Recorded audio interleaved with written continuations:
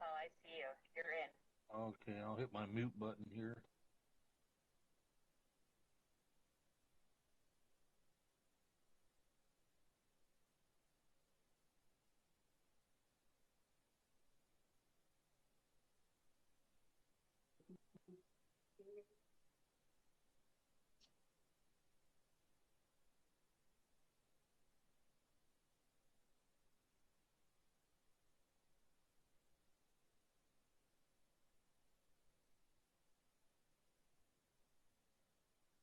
Okay, good evening and welcome to the Stearns County Board of Adjustments public hearing for Thursday, May 27th. Our first item this evening will be to join together for the Pledge of Allegiance. I pledge allegiance to the flag of the United States of America and to the republic for which it stands, one nation, under God, indivisible, with liberty and justice for all. Okay. We will do roll call of the Board of Adjustments members. Jill, District 1. Present. Mike, District 2. Here. Dennis, District 3. Here. And the chair, myself, is District 4. Dave, District 5. Here. Jacob, at large. Here. And Jason Crone from the Planning Commission. Here. All right, sounds like we are all here this evening. I will do just a quick overview of how our procedures work. In response to COVID-19 and pursuant to Minnesota Statute Chapter 12 relating to emergency management, Governor Walz has declared a state of emergency. In response to the state of emergency, in accordance with the Minnesota Statute Chapter 13D.021, all Board of Adjustments members, except for the chairperson and applicants, are participating by telephone or other electronic means. The in-person attendance and comments from the public will not be allowed to conform with the MDH and the CDC guidelines to minimize gatherings. This meeting is broadcast live, and members of the public were asked to submit comments by 3 p.m. today. Members of the Board of Adjustment are appointed by the County Board of Commissioners with one member from each of the 5 commissioner districts, one member at large, and one member appointed from the Planning Commission. I'll give a brief overview of how our proceedings work this evening. First, I'll begin reading the variance request, and that opens the public hearing. While I am reading the request, please, if you are going to speak, please be ready to speak. I will ask the applicant for their name and their address for the record, and then I will go to environmental services staff, and they will provide a brief overview of the request of the variance, the staff report, and any correspondence that has been received regarding this request. Just so everyone is aware that our testimony this evening is all recorded for the record. After the environmental staff has given their report, I will ask the applicant if they have any comments or concerns. Once the applicant has had an opportunity to speak, then the board will discuss the request and ask any questions of staff or of the applicant. When we complete that questioning, I will ask if there's anyone online or by telephone which wishes to speak to it, which is part of the public. And after that has happened, then we will ask for a motion to close the public hearing. Once the public hearing has been closed, there will be no further testimony from the audience, from the applicant, or environmental services staff, unless they are recognized by the chair or if one of the board members wants some type of clarification.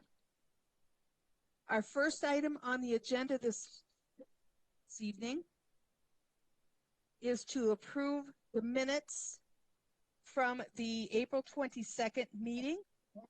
Is there a member that would like to make a motion in regard to that? Dennis Gregory, so moved. And a second? Dave Gamrod, I'll second. All right. Anyone opposed to approval of the minutes? Hearing none, minutes are now approved.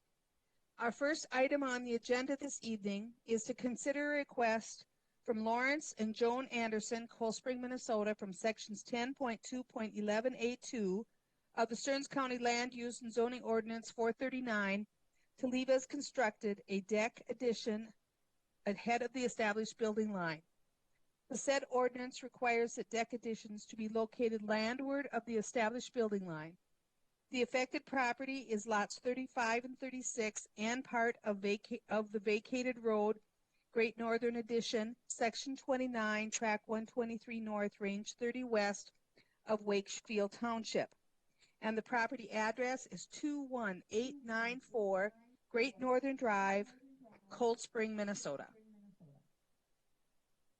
And is our applicant with us this evening?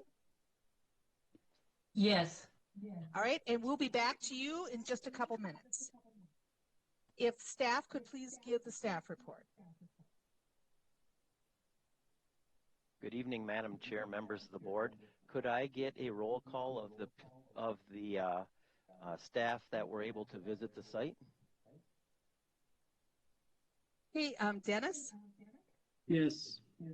Jill, Yes, and I did speak with applicant Joan Anderson, and she let my 7-year-old use the bathroom.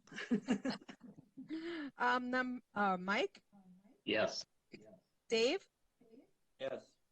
Jake,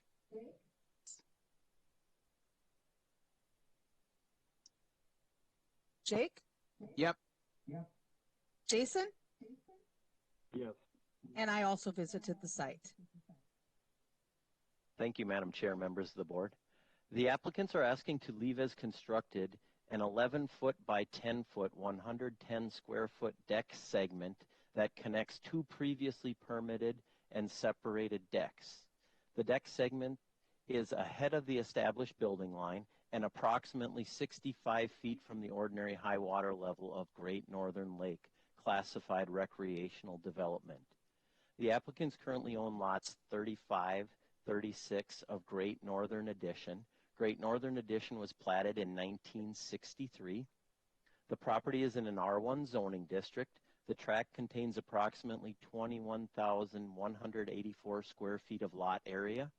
The applicants purchased the property in 2005. There is an existing 2,380 square foot residential dwelling with attached garage, a 10-foot by 16-foot, 160 square foot deck, and a second 10-foot by 12-foot, a 120 square foot deck that were permitted and constructed in 1984. In September of 2019, the applicants applied for and were granted a construction site permit to replace the existing two decks that were separated by an 11-foot open space. In January of 2021, Environmental Services staff completed a reinspection on the property for that permit and noted that an 11-foot by 10-foot, 110 square foot segment of deck had been added to connect the two decks without approval. The subsurface sewage treatment system that services the existing dwelling consists of septic tanks that were permitted and installed in 2019 and a drain field that was permitted and installed in 1994. The system is certified compliant as of 2019. The property is in the Shoreland Overlay District of Great Northern, which is classified recreational development. It is on the list of impaired waters for nutrients. The current impervious lot coverage for the property is approximately 18%. An alternative to the request would be to build a 4-foot wide walkway between the existing permitted decks. Wakefield Township, the Minnesota Department of Natural Resources, Sauk River Watershed District, Sauk River Chain of Lakes Association, and property owners within 500 feet have been notified of this request, and we have not received any other correspondence with regards to this request. Thank you. Okay, thank you, staff. And now we will go to the applicant. If you have any information you'd like to share with us. No, I guess it's all pretty much on the paperwork that we had to fill out. I will state that when we got the permit, when it came, I looked at it. I looked at it in passing, quickly, and it looked to me like, there was like I guess I realize now it's an arrow where that was added, and in my mind it meant that we could go ahead and do it. That was just in my head, and then I put it away. I never thought anything more of it, and when the people came to build the deck, it made sense just to do that. First of all, because there's less poles and all of this stuff that have to go in. And it made a much nicer deck, much nicer looking deck on the property. And I guess as far as the setback, I was of the understanding that the small deck was back far enough. That was in my head. I mean, that's what I thought. And so I guess that's why we backed off from the big deck, because we knew that was further out. And we kept it in line with the small deck, thinking that was proper. So that's all I've got to say. I mean, that was what happened. All right, thank you for your comments. Board members, if you have questions for either staff or the applicant or comments. Madam Chair, Dave Gamrod. Go ahead, Dave. I'd have a comment. When you look at the sight lines for the two houses, and neither one of those sight lines, the line going across does not take into account that each of those two houses have decks on them. Is it just the house? Is it a deck corresponds to the being in line with other houses? I guess that would be for staff to tell me what. Yeah, Madam Chair, members of the board, when we figure out building lines, we do not use any decks in that building line. We go from foundation to foundation of the structures. And so that you are correct, Dave, and that deck was not used for that building line. Okay.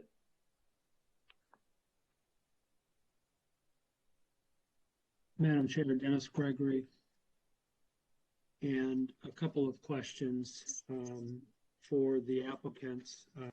First off, who built the deck? Who was the contractor? We did it ourselves with some friends.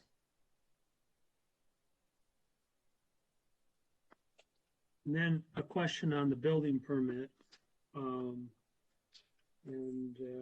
There's a attached drawing to the building permit that was approved in 19, which it says on here, I don't know which page it is in the packet, it's toward the end of the packet, and it has a drawing of the two decks to be replaced as is, and it says it's ahead of the building line, and then there's that's the right one, and then underneath it says possibly add deck to connect, but needs to be behind the building line, and the deck to be replaced, it says as is, needs to be behind the building line, and then the permit itself specifically says replacing existing decks, 10 by 16 and 10 by 12. So nowhere on the permit does it address that connecting deck. And so I understood, that the applicant said, that she didn't, quite gather what the permit had. But if they are their own contractors and it clearly states about replacement and issues with the connecting deck, how is that misunderstanding? How did that occur? Are you speaking to me? Yes, please. Okay. Well, I just looked at the permit, and we decided we weren't going to do it in 19. we didn't have enough time, I think, or something happened that we didn't get it done. So, and I looked at it, and I guess I just looked at it kind of quickly, and I thought, it just, in my head, I thought, oh, good, we can connect them. That was all it was. And then, when we did it in 20, I didn't pull out the permit this time either. I just figured, okay, it's okay. Yeah, you know what I'm saying? My fault, I guess. I didn't look at it close enough and understand it. And actually, as far as the site or the setback or whatever that's called, again, my understanding was the small deck was in the right spot. I knew the big deck, which was there before, was outside of that, but I didn't realize that the small deck was. That was just something I missed, and that's what happened. I just missed it. Okay, thank you. Other questions from board members? Madam Chair, Jill DeLong. Go ahead, Jill. Question for the applicant. In the picture that we have before the deck was rebuilt, what kind of, yes, that one. So it looks like there's some kind of covering on the ground underneath the deck. What kind of material was that? Was that bark or rock? Rock. Yeah, there's some rock. Are you talking about back toward the house or away from the house? Yes, it's rock. I'm sure that's what you're talking about. We had tried to grow some stuff in there, put different things in there, and we never could. And it was kind of like, kind of an eyesore in a way. I don't know why it wouldn't work. At one time when we first came here, there was a cedar tree in there, but that cedar tree was rubbing up against the house, and it kind of got rotten. So we took it out of there. And I don't know if it left something in the soil or what the deal was, but we just couldn't make anything work in there. So we just decided, we thought this would make it better, make it look nicer, and make it more usable and that type of thing. So. Thank you. So, Madam Chair, a question for staff related to that. Yes, go ahead. So one of the comprehensive plan goals and objectives is to discourage the creation of impervious surface in nearshore areas. So if it was rock where the new part of the deck is, did this deck addition add to impervious surface, or was it basically the same because there was rock underneath it? Madam Chair, members of the board, that was a good question. So if it is rock, but there is fabric underneath the rock, to keep the weeds down, that would allow water to infiltrate into the ground, and it would not be counted as pervious, or it would not be counted as impervious. Now, if there is plastic that is underneath there, then we would count that as impervious. So I can't answer that question because I do not know what is under the rock. Now, your applicant may be able to answer that question for you. I'm not sure. I don't know. Yes, My husband says it is plastic. Plastic, black plastic underneath the rock. Okay, I thought it was the mesh stuff, but Okay. in other places there's mesh. I never checked that out, to be honest with you.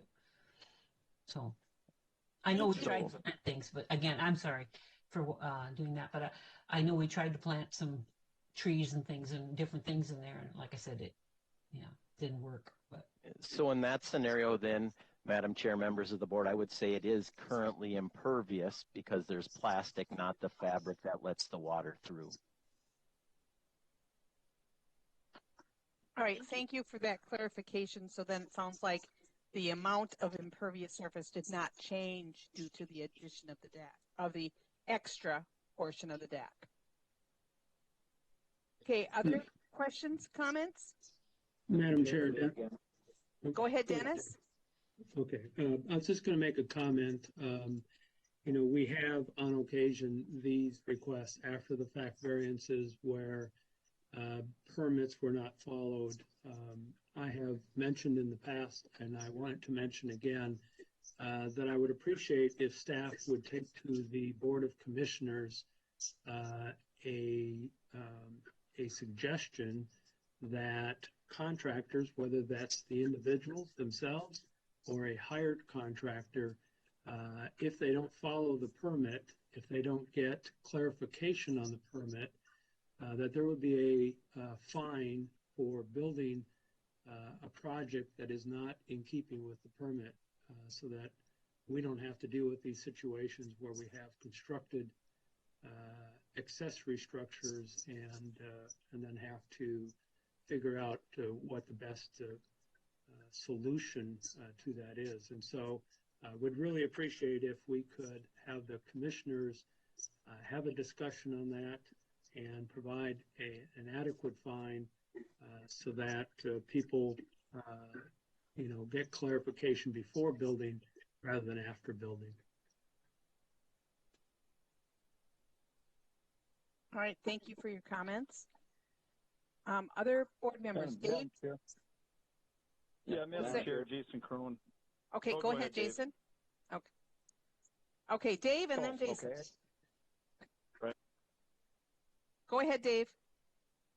Oh, Madam Chair, looking back at this site line, and if you take a look at the next photo in our packet, the house next door has a deck that is, I would say, every bit as far out as this deck is, and the sight line also goes back to the neighbors to the other direction, and it shows that it goes off the side of the house there, but their deck is also further out than what the the line is. Then our description of this says that it's above.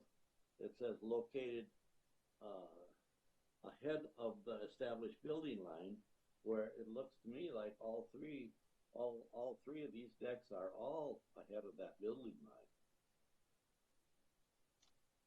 And it's clearly shown in the next photo after the one that relates to the sight line that the neighbor has a deck that's every bit as big as this the one in question here. The only thing I can see different is he has downspouts on his house, and this house does not. And one comment, this is Bonnie Mossman, the chair. Thank you, Dave. And now we're to Jason, I believe. Yeah, thanks. So just a comment. To Dennis's point, the after the facts are always tough because you end up trying to. You feel like a teacher at school trying to figure out if it was an accident that Johnny got hit in the face with a kickball or was it intentional. It's always tough. I think in this case it probably was not intended as something blatant, but they're tough when it's after the fact regardless. My comment particularly is that, I fish in front of this place all the time.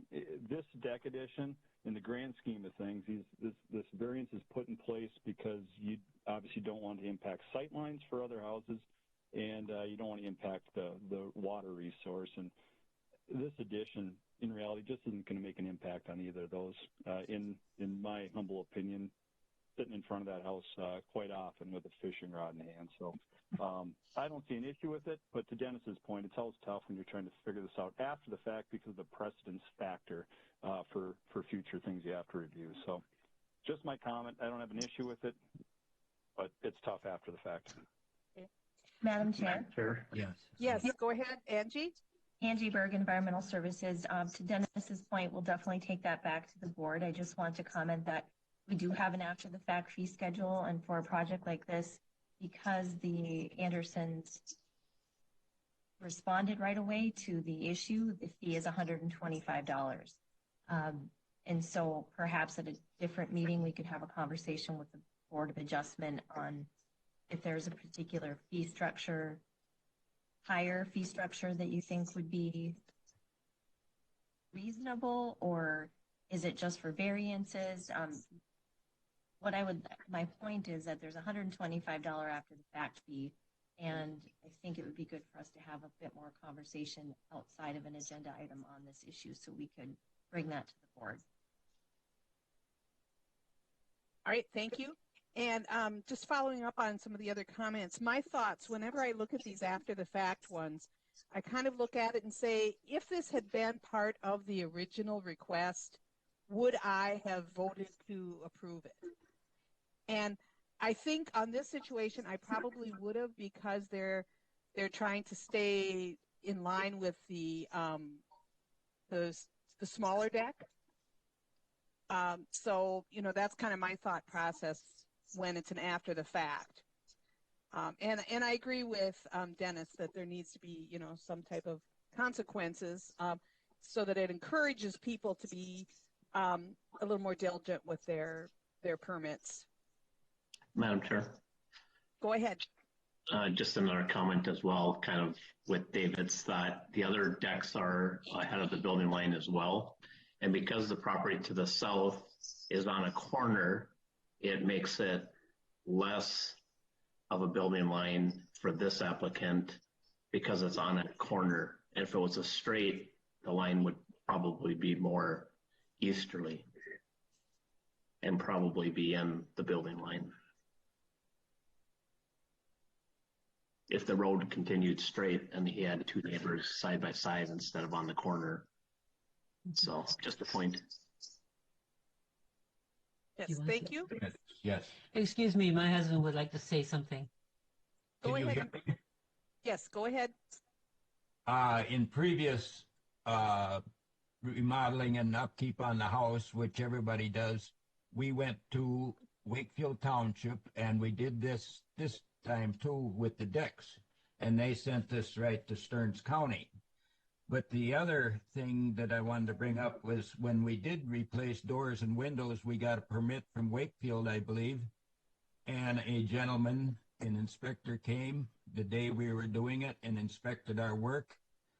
Would it be at all asking too much when you're doing a deck thing that is questionable with the water line, to have somebody stop and take a look at what is being done until it's too late? Thank you. And I'll refer that question to staff. I will make one comment. I know our staff has a lot on their plates, and so I think, you know, it might be difficult to have someone come out for, you know, every building permit. But does staff want to comment on that, or? Sure. Madam Chair, I can touch on that. Angie Berg, and really it's not part of this application. I appreciate Mr. Anderson's suggestion. Since we don't have building code, we do not go out and do inspections before they start.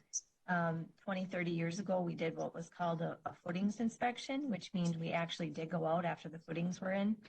That was too late.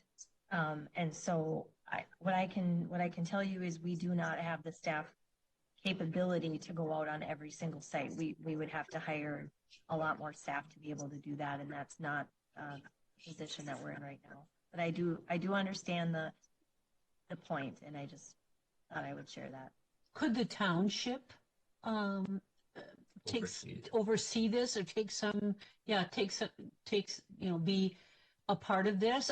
Do they get a copy of this building permit and everything? Because like I said, we went to them and they said, no, you have to go to Stearns County. Well, that's fine. So we did that. But like Larry said, when we did the windows and doors, then Stearns County came out and looked at it. Or not Stearns, Wakefield. So I'm just wondering if maybe that would be something that would, wouldn't give you guys that extra job, but they could maybe just come and just say, okay, let's be sure we know what we're doing here, or whatever. And so this mistake wouldn't be made again.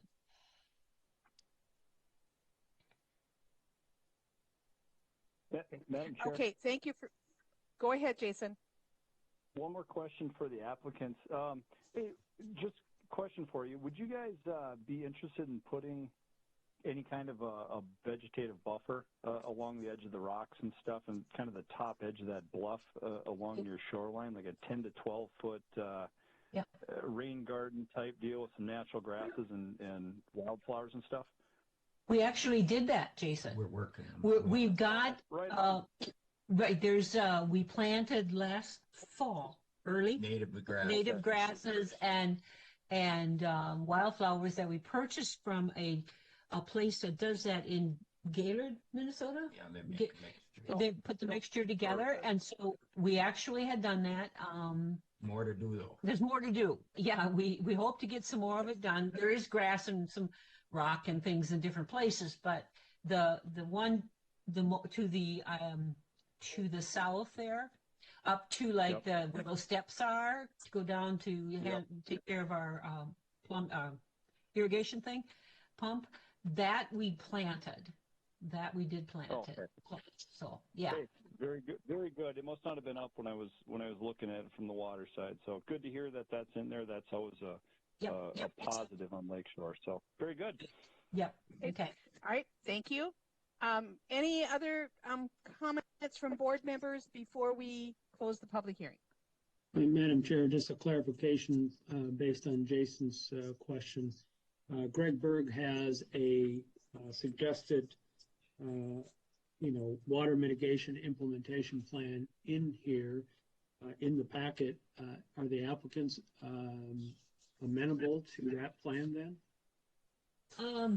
I didn't read it. Did you, Larry? Yeah. Okay, and okay, what is it that we're supposed to do? I mean, what was it that we're supposed to do? You remember, Larry? Well, it named the different plants and stuff Oh, okay. and all that.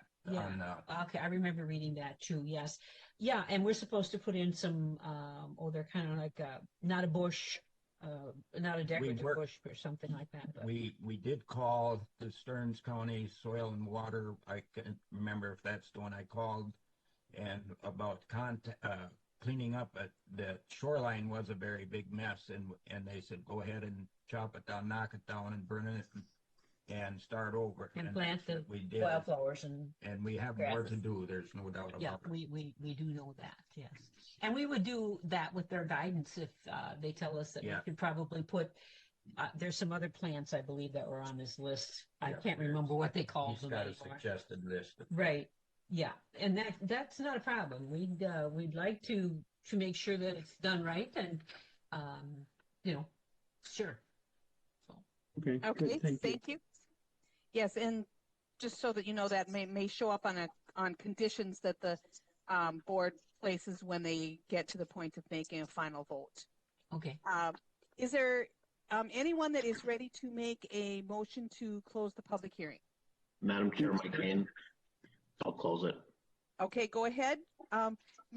Mike made a motion, and do we have a second? Dennis, second. Okay, and is there anyone opposed to closing the public hearing? Hearing none, we'll mark that as the public hearing is now closed. And now we will go to the after the fact findings. Question number 1, is the proposed use allowed in the zoning district in which the subject property is located? Madam Chair, Mike Kane, R1 zoned area, decks are allowed in a R1 zoned area. All right, we have a yes for number 1. Does anyone disagree with yes for number 1? We'll mark that as unanimous yes. Number 2, is the variance in harmony with the general purposes and intent of the official controls? Madam Chair, Jill DeLong. Go ahead, Jill. I believe the general purpose and intent of the official control is to limit impervious surfaces being built close to lake shores. As we did have the discussion, the impervious surface does not sound like it's been increased at all, so I believe it is in harmony. All right, we have a yes for number 2. Does anyone disagree with that? Hearing none, I'll mark that as unanimous yes. Number 3, is the variance request consistent with the comprehensive plan? Madam Chair, Jason Crone, I believe it is.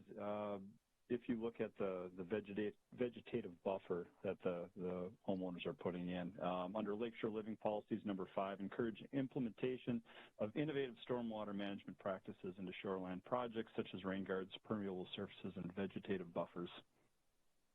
All right, thank you. We have a yes for number 3. Anyone disagree? Hearing none, we'll mark that as unanimous yes. Number 4, is the property owner proposing to use the property in a reasonable manner not permitted by official controls. Madam Chair, Madam Dave Chair. Gamera. Go ahead, Dave. Yeah, I think it's reasonable. They did get permits, and with the misunderstanding and stuff, there was a discrepancy from the permit, and I think their project is reasonable. I think probably if it would have been planned that way in the beginning, it might have been accepted anyway. So that's my comment. All right. We have a yes for number 4. Does anyone disagree with that? Madam Chair, Jill DeLong, I'm also a yes for number 4, but I also wanted to add on that, part of the variance is because the deck addition is ahead of the established building line.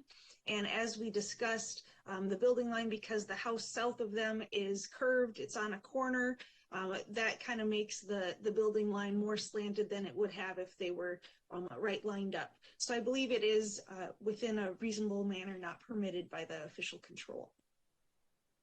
All right. We have a several yeses for number 4. Does anyone disagree with that? Then we'll mark that as unanimous, yes. Number 5, is the plight of the landowner due to circumstances unique to the property not created by the landowner?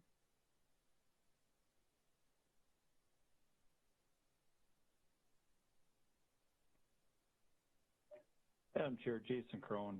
You could argue this in both ways, but in this particular case, the addition to the deck makes sense. It's the fact that this house and the original decks were built closer than what's allowed today that makes it a particular issue in this case. So I believe it's more due to the unique situation of the property. All right, we have a yes for number 5. Anyone disagree? All right, mark that as unanimous, yes. Number 6, will the variance maintain the essential character of the locality? Madam Chair, Mike Kane, I don't believe the character of the neighborhood will change by adding this fill-in section of the deck. It'll just match the other decks around it. Okay, we have a yes for number 6. Anyone disagree? Mark that as unanimous. Number 7, the need for the variance involves more than economic considerations, yes or no?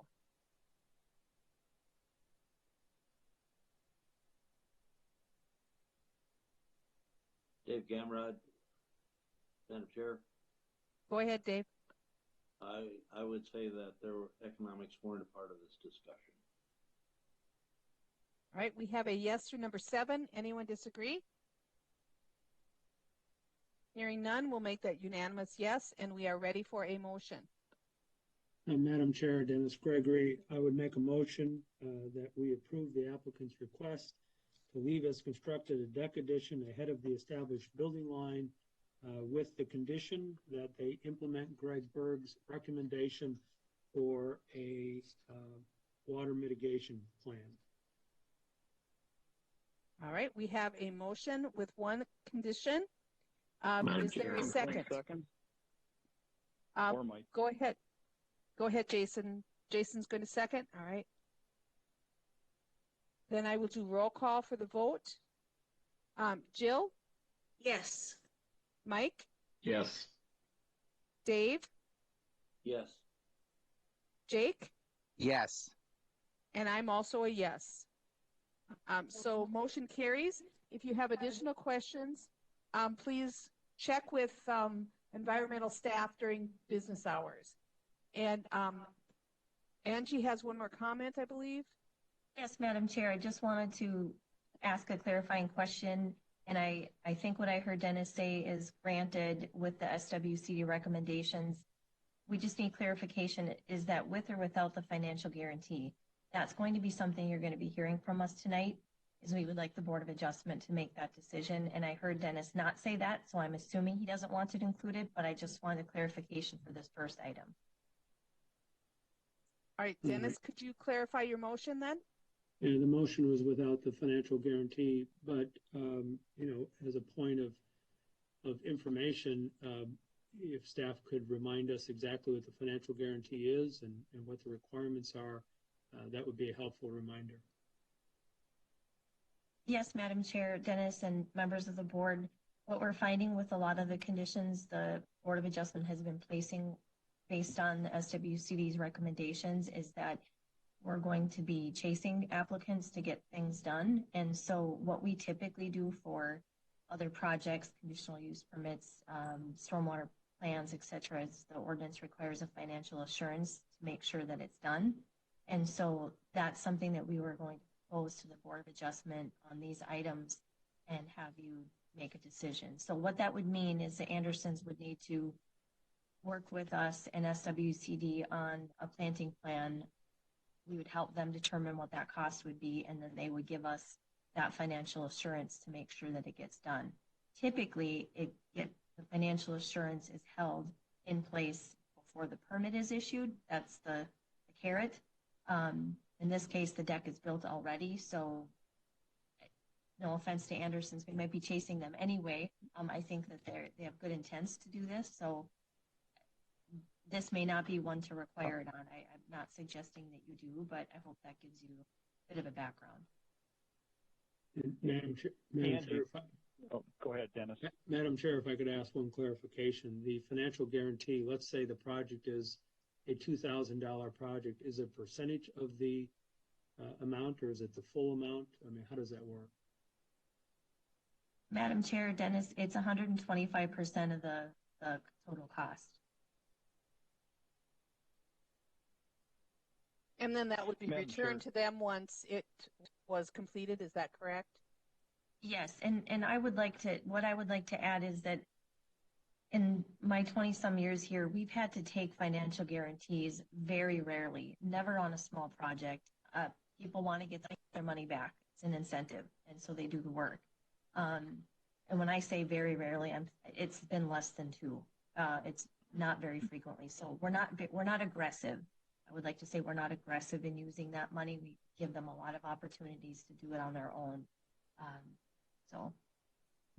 Madam Chair. Let's see, was that Mike? Yeah, I just have a quick question regarding that with Angie. Is that set up like in a escrow account and then they submit invoices and it comes out of that?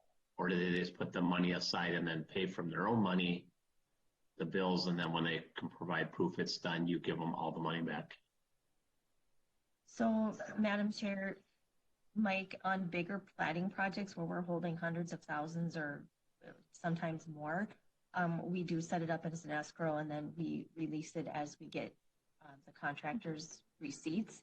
In small projects like this, that's too much paperwork. So they would need to do the work and then we would give their money back. But it's not a long process. It's within days. Okay.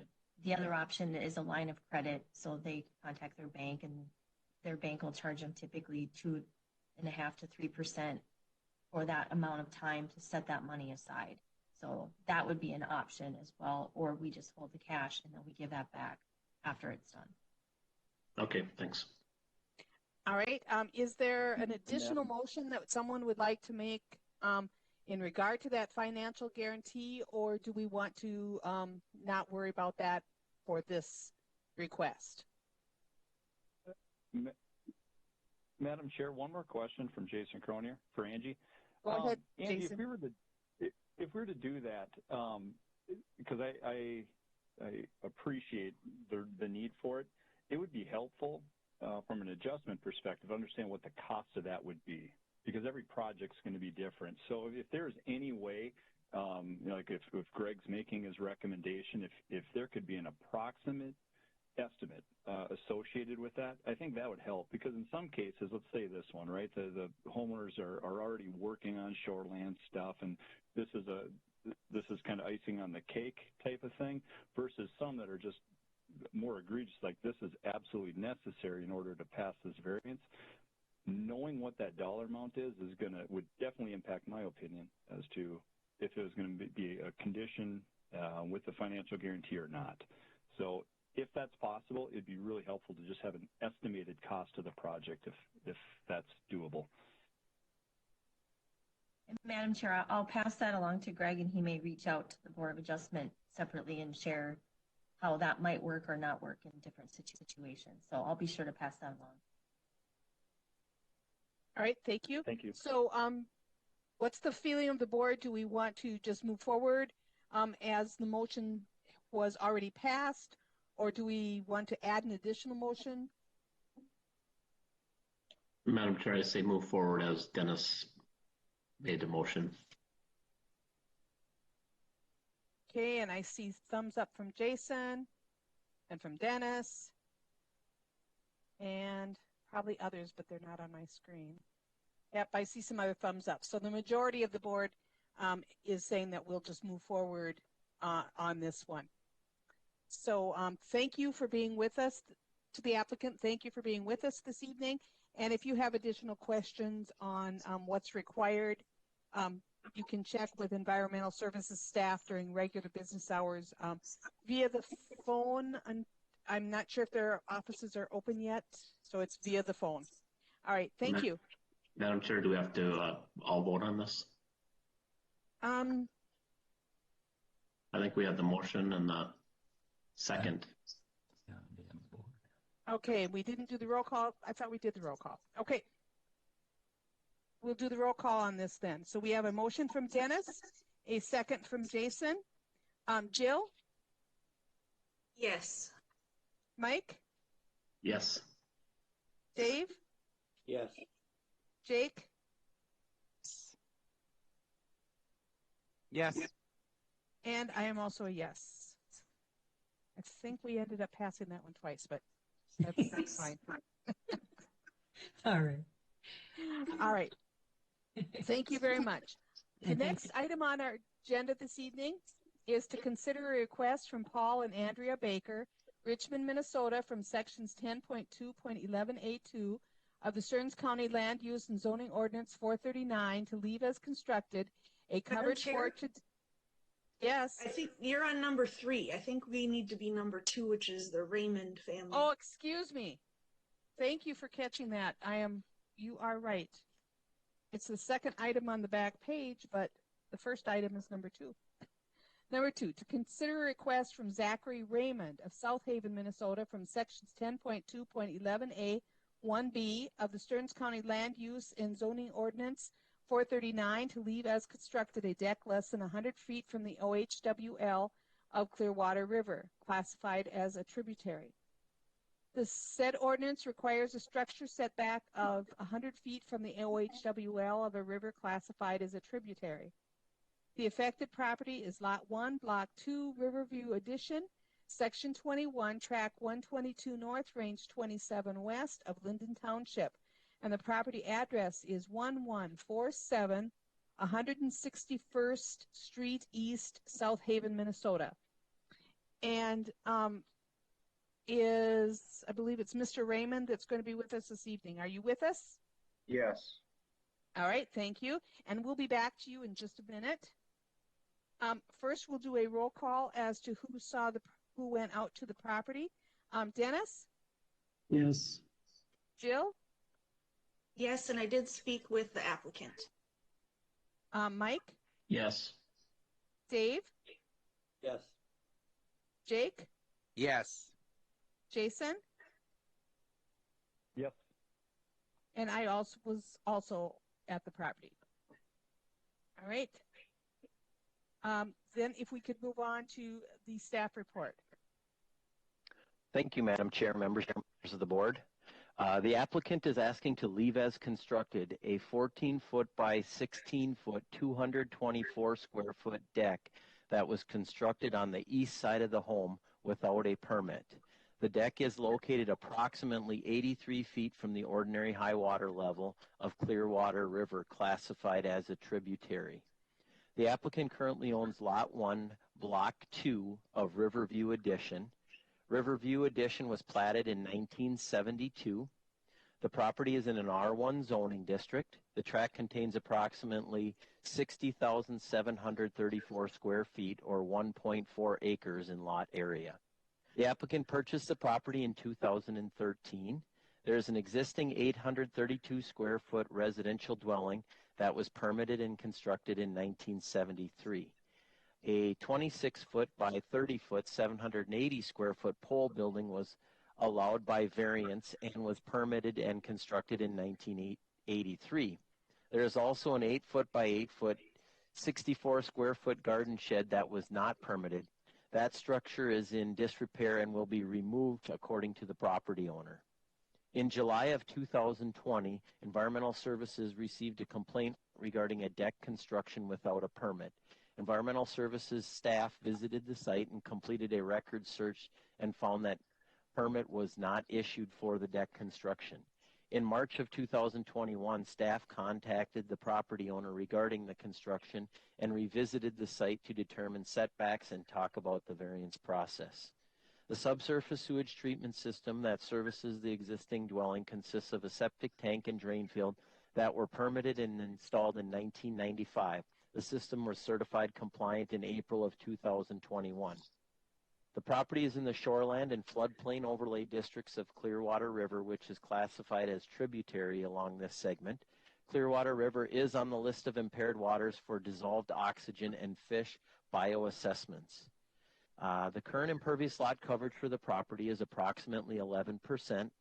The request is a 17% deviation from the required setback. Linden Township, the Minnesota Department of Natural Resources, Clearwater River Watershed District, and property owners within 500 feet have been notified. And we did have 2 correspondents that I believe were in your packet from neighboring properties. And that is all I have. Thank you.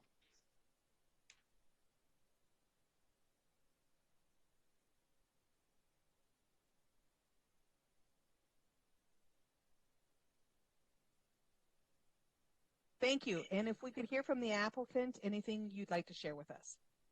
Yes. Yes, we did not pull a permit. I was unaware that we needed one. When we bought the house, there was actually deck hangers around 3/4 of the house, and they're still on the house. So there was a deck on the house at one point.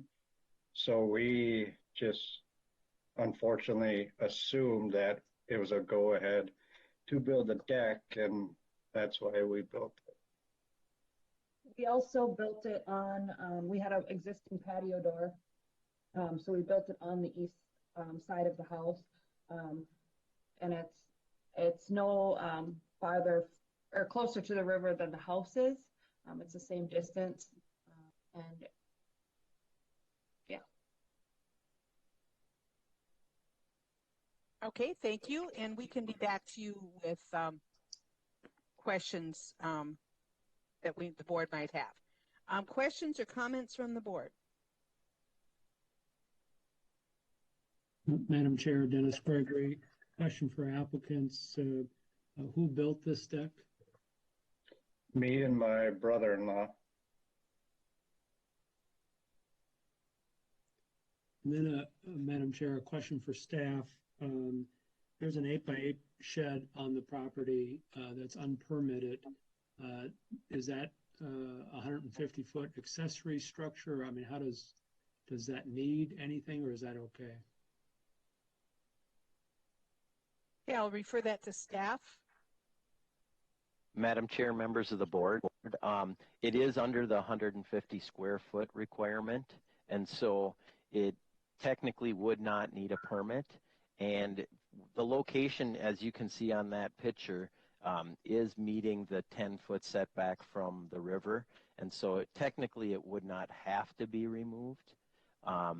I guess I don't know when that structure was placed on the property. When I was talking with the property owner, he had mentioned that it came from the neighbor's property, and they placed it on their property. So I don't think it was that long ago, so it would have been during the time where it wouldn't have required a permit.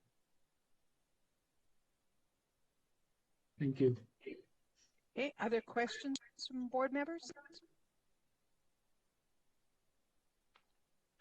Madam Chair, a question for staff.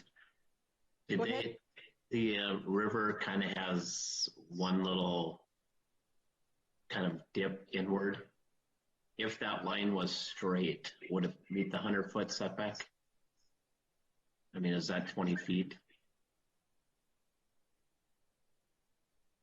Yeah, I guess, Madam Chair, members of the board, I did not go out into the water to see if that would be there. I could probably measure it on an aerial, on our mapping system. Angie Berg is going to actually pull it up and measure to see if that would be the case, because we do have a measuring tool on our mapping system. But when I was out there, I didn't have waders with to go out there to pull that. But I do believe it was going to be a little bit short, because when I went to that area close to there, you know, where it kind of juts out more, it still was a little bit short. Okay, thanks. Yeah. Angie's pulling it right now, so we'll have your answer in just a second here. Okay, thank you. Other questions while we wait for that information?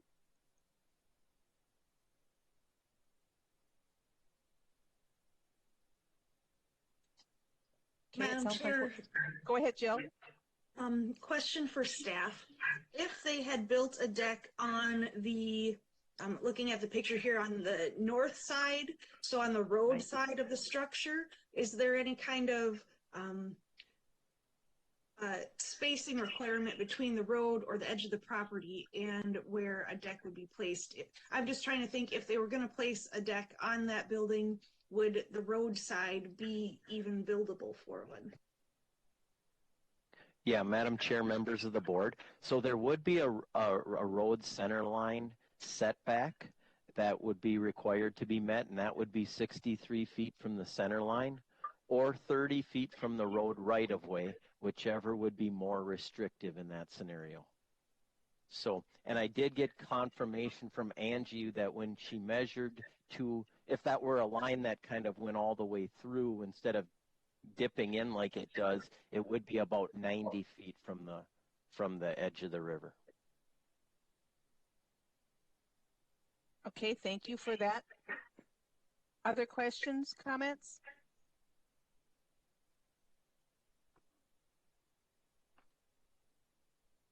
Okay.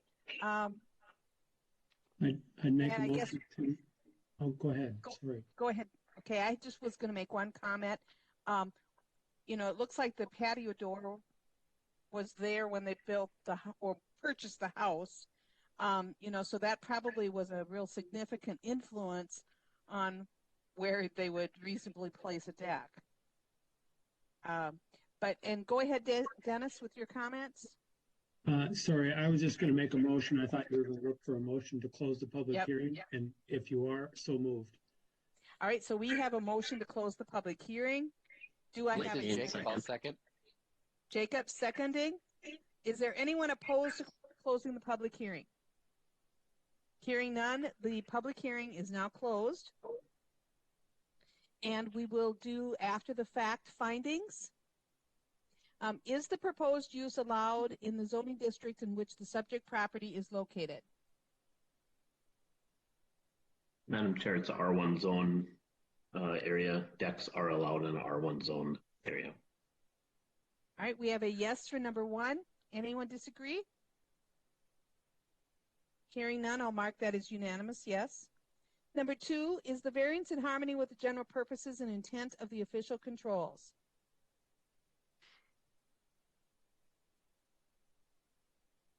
Madam Chair, Jason Krohn. Obviously, the controls are in place. Again, similar to the last project, due to sight lines and water concerns. And so, in this particular case, you know, with the condition that the vegetation is left down along the river, which currently exists, that'll do a good job of filtering any kind of runoff. So therefore, it will fit within the controls. All right, we have a yes for number two. Does anyone disagree? Madam Chair, Jill DeLong. Go ahead, Jill. I'm also a yes, but I also want to state that, you know, considering the after the fact, you know, is the construction completed? Yes. Are the county's benefits outweighed by the applicant's burden if they were required to comply with the ordinance? I don't think so. It looks like the river had moved since the house was first built, and it is pretty far away from where the river is. Even though it's not 100, it would be 83 or close to 90 feet away, which is close to 100, and it is where they had a patio door in the house already. So I just want to add that if for the general purposes and intent of the official control, but considering that the construction is completed and the county's benefit is not more than the applicant's burden. Okay. So we have several yeses for number 2. Anyone disagree? Okay, hearing none, we'll mark that as unanimous yes. Number 3, is the variance request consistent with the comprehensive plan?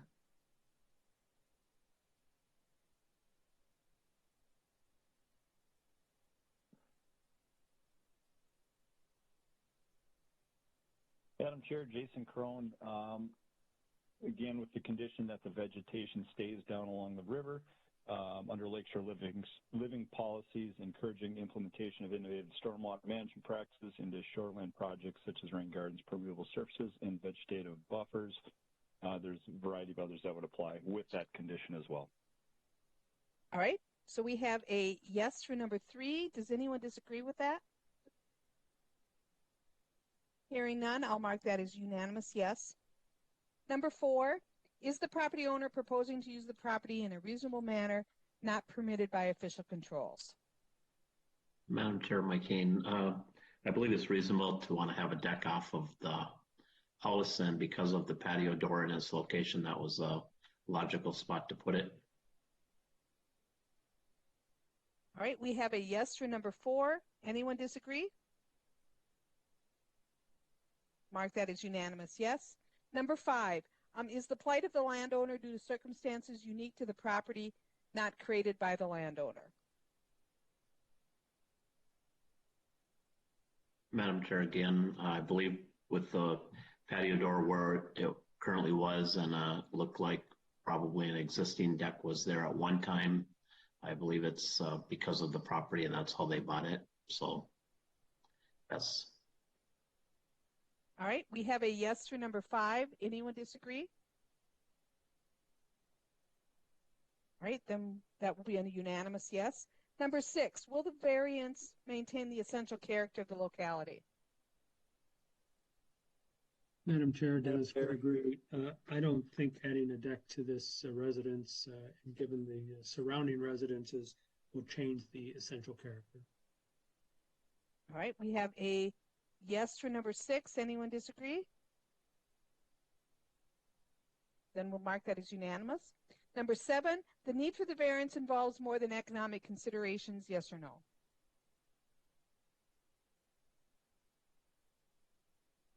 Madam Chair, Dave Gamera, I don't believe economics were part of this discussion.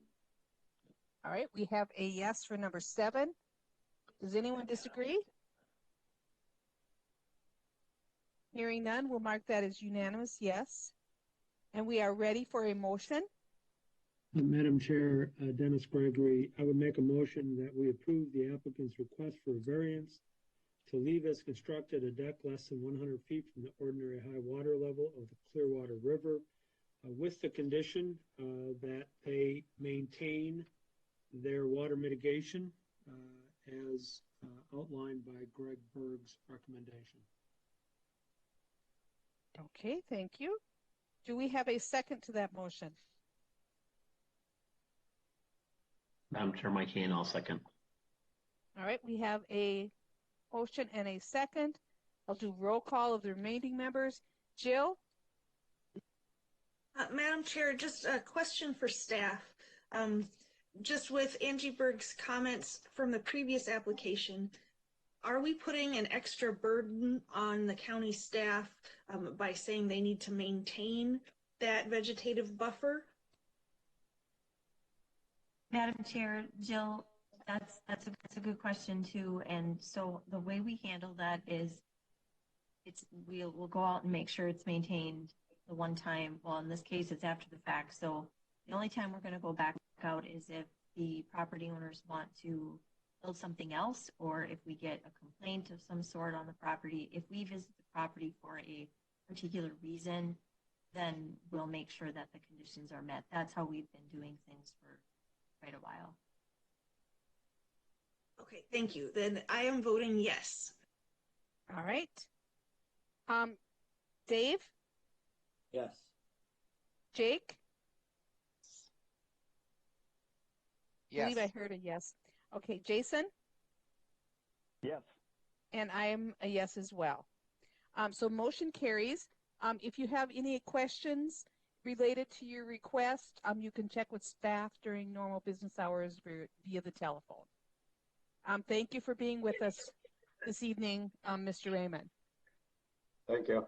Now our next item on the agenda is to consider a request from Paul and Andrea Baker of Richmond, Minnesota, from sections 10.2.11A2 of the Stearns County Land Use and Zoning Ordinance 439 to leave as constructed a covered porch addition ahead of the established building line.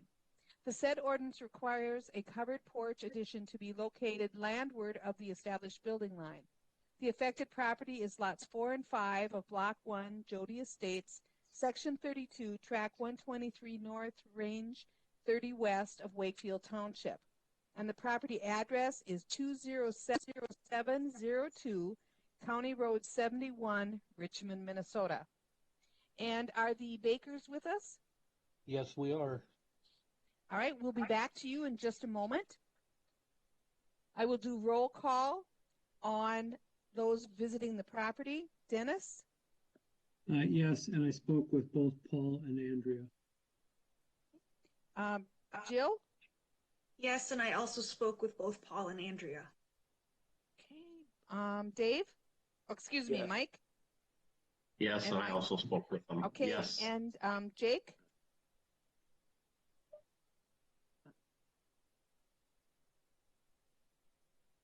Jake?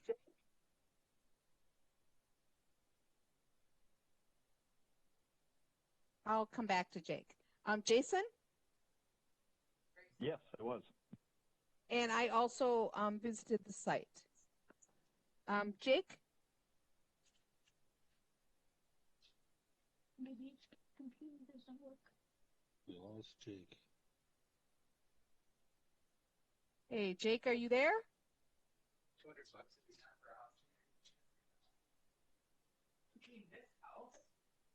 I thought I could hear his voice. Jake, are you there?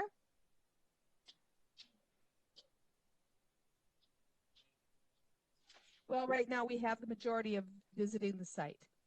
So we'll go ahead and if staff could give us an overview of this request. Sure. Thank you, Madam Chair, members of the board.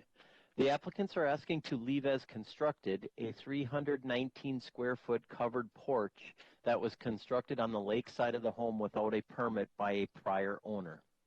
The covered porch is located ahead of the established building line and approximately 60 feet from the ordinary high water level of Cedar Island, classified as a recreational development lake. The applicants currently own lots 4 and 5, Block 1 of Jody Estates. Jody Estates was platted in 1968. The property is in the R1 zoning district. The tract contains approximately 25,220 square feet of lot area. The applicants purchased the property in 2006. Below is the construction information for the property.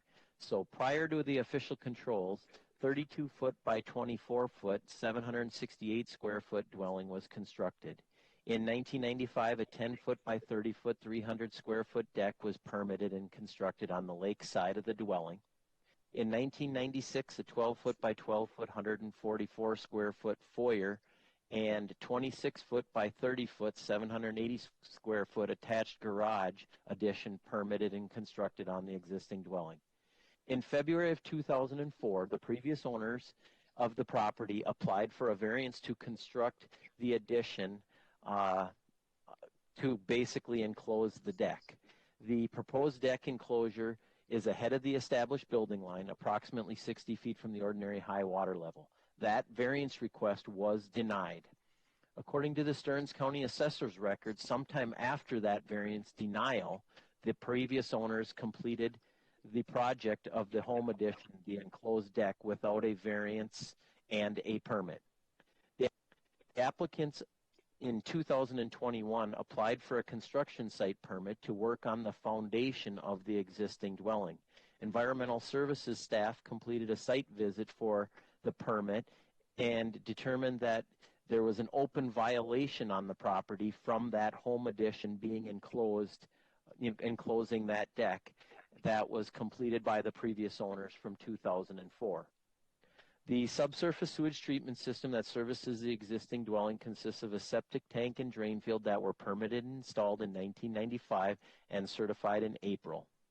The property is in the Shoreland Overlay District of Cedar Island, which is classified as recreational development. Cedar Island is on the list of impaired waters for nutrients and mercury in fish. The current impervious lot coverage for the property is approximately 23%. Wakefield Township, the Minnesota Department of Natural Resources, Sauk River Watershed District, and Sauk River Chain of Lakes Association, property owners within 500 feet have all been notified of this request, and we have not received any other correspondence with regards to this request. Thank you. Okay, thank you. And we're now ready to hear from the applicant. Yes, this is Paul.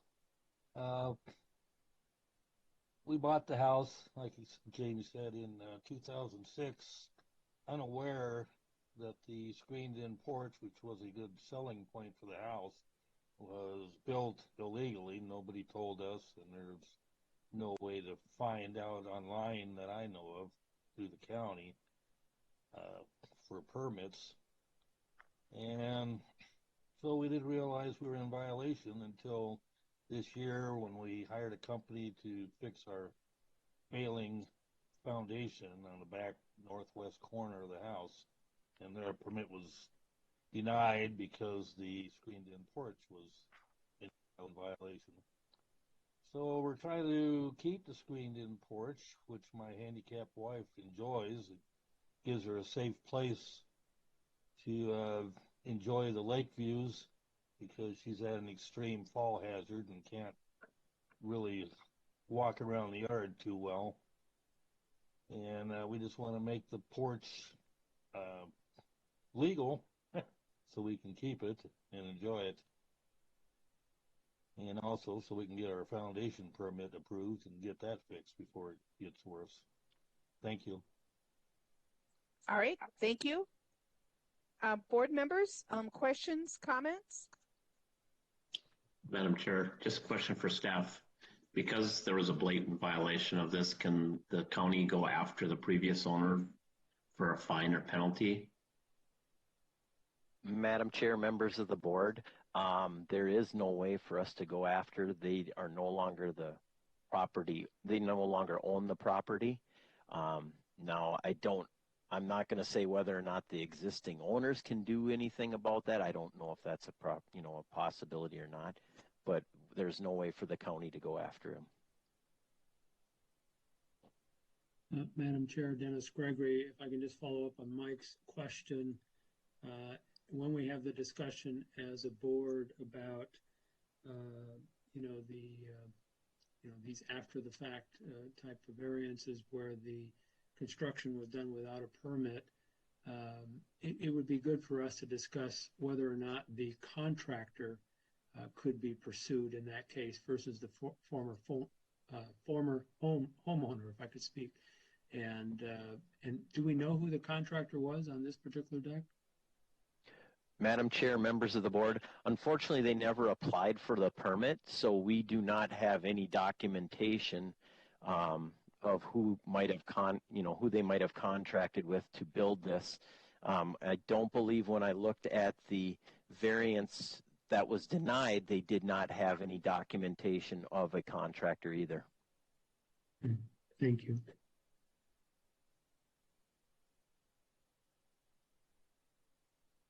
Madam Chair, Dave Gamrod. Go ahead, Dave. I'd have a comment to staff. When they look at these building lines and they're on a rounded area of the lake, shouldn't that line also have probably the same arc that the shoreline would have in it to be proper? I mean, otherwise, if the lake has quite a bend in it, those building lines are kind of not meaning much. Because it just makes everything not the same. Yeah, I can answer that, Madam Chair, members of the board. So when we're looking at additions to homes, there are a couple ways to determine a building line. We obviously realize that there are different shoreline lines that come into play. And so when you're looking at an addition to a home, we can use the line of sight as an option, which you're kind of seeing in the picture that you have there.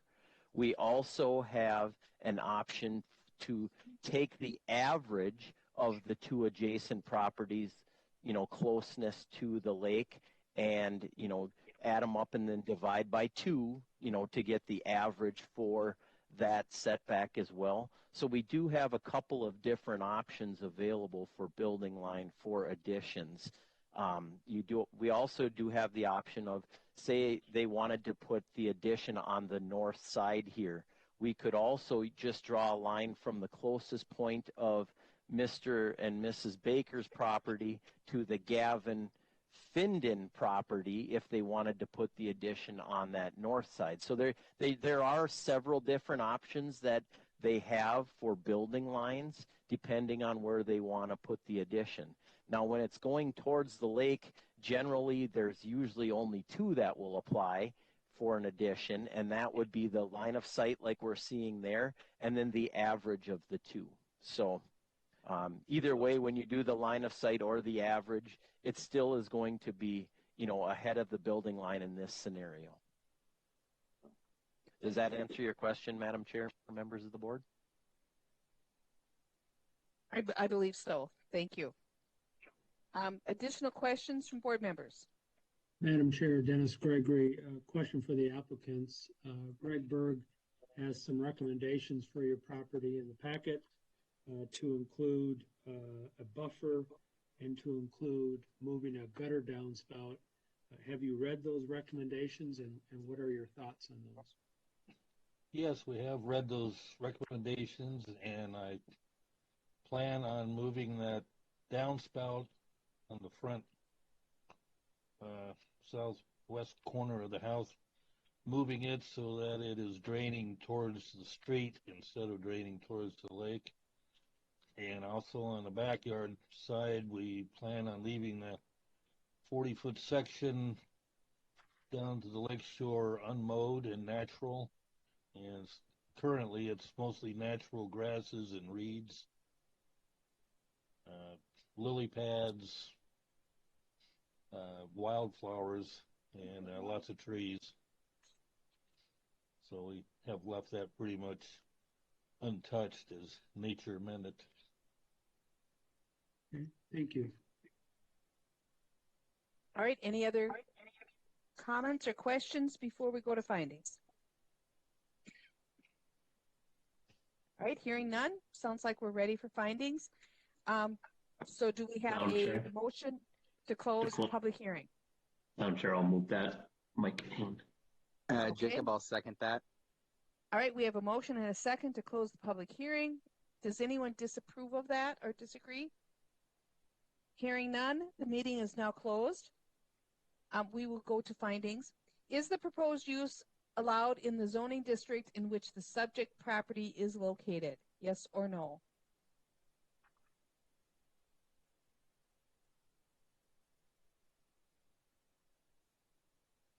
Madam Chair, Dennis Gregory, it's an R1 zoning district, and residences and or decks are an allowed use. All right, we have a yes for number 1. Anyone disagree? We'll mark that as unanimous yes. Number 2, is the variance in harmony with the general purposes and intent of the official controls?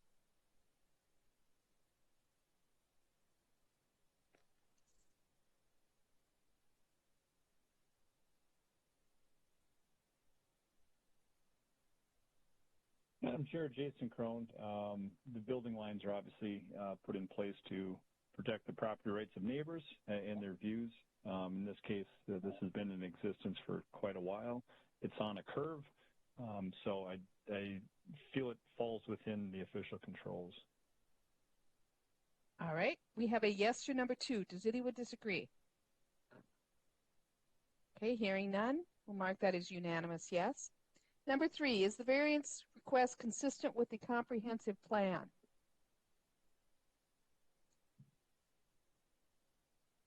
Madam Chair, Jason Crone again. Under Lakeshore Living Policies, I'm going to go with number 2 this time. Encourage shoreline protection and restoration methods such as vegetative buffers by leaving the shoreline natural as it exists today. That should have it covered. All right. We have a yes for number 3. Anyone disagree? All right. We'll mark that as unanimous. Number 4, is the property owner proposing to use the property in a reasonable manner, not permitted by the official controls? Madam Chair, Mike Kane, I believe it is reasonable. When the applicants purchased the property, this deck and enclosed area was already intact, and they were under the assumption everything was legal, and that's part of the reason they purchased this place. So I believe it is reasonable. All right. We have a yes for number 4. Anyone disagree? I'll mark that as unanimous yes. Number 5, is the plight of the landowner due to circumstances unique to the property not created by the landowner? Madam Chair, Jill DeLong. Go ahead, Jill. Yes, it is unique to the property. The covered porch was added onto the property before the applicants built or bought the property, so it is not created by the landowner. All right, we have a yes to number 5. Anyone disagree? I'll mark that as unanimous. Number 6, the variance will maintain the essential character of the locality.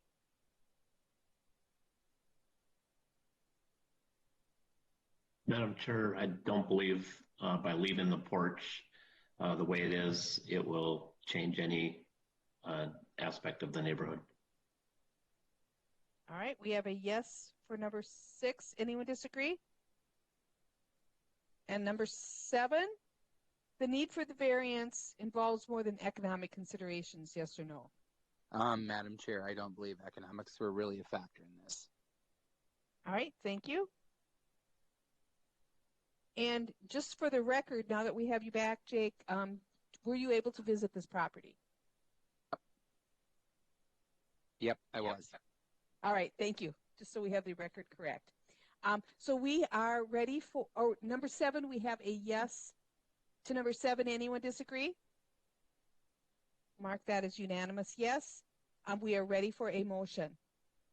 Madam Chair, Dennis Gregory, I would make a motion that we approve the applicant's request to leave as constructed a covered porch addition ahead of the established building line with the condition that they implement Greg Berg's recommendation to reroute the gutter downspout and continue to maintain the buffer that exists currently. All right, we have a motion to approve with one condition. Do I have a second? Madam Chair, Mike Kane, I can second that. All right, I will do roll call on the remainder. Jill? Yes. Dave? Yes. Jake? Yes. Jason? Yes. And I am also a yes. So motion carries. If you have additional questions on what you need to do going forward, Mr. and Mrs. Baker, you can call the Environmental Services staff during regular business hours. Very much. So thank you for being with us this evening. Thank you very much, Madam Chair and Board. Yep. All right, our next item, item number 4, is to consider a request from Excelsior Homes West Incorporated, Bo Munsell, Hutchinson, Minnesota, on behalf of Daniel and Deborah Mason, Eagan, Minnesota, from sections 10.2.11A2 and 10.2.11A2A of the Stearns County Land Use and Zoning Ordinance 439 to construct a residential dwelling and deck ahead of the established building line and in the shore impact zone of Grass Lake, classified as natural environment.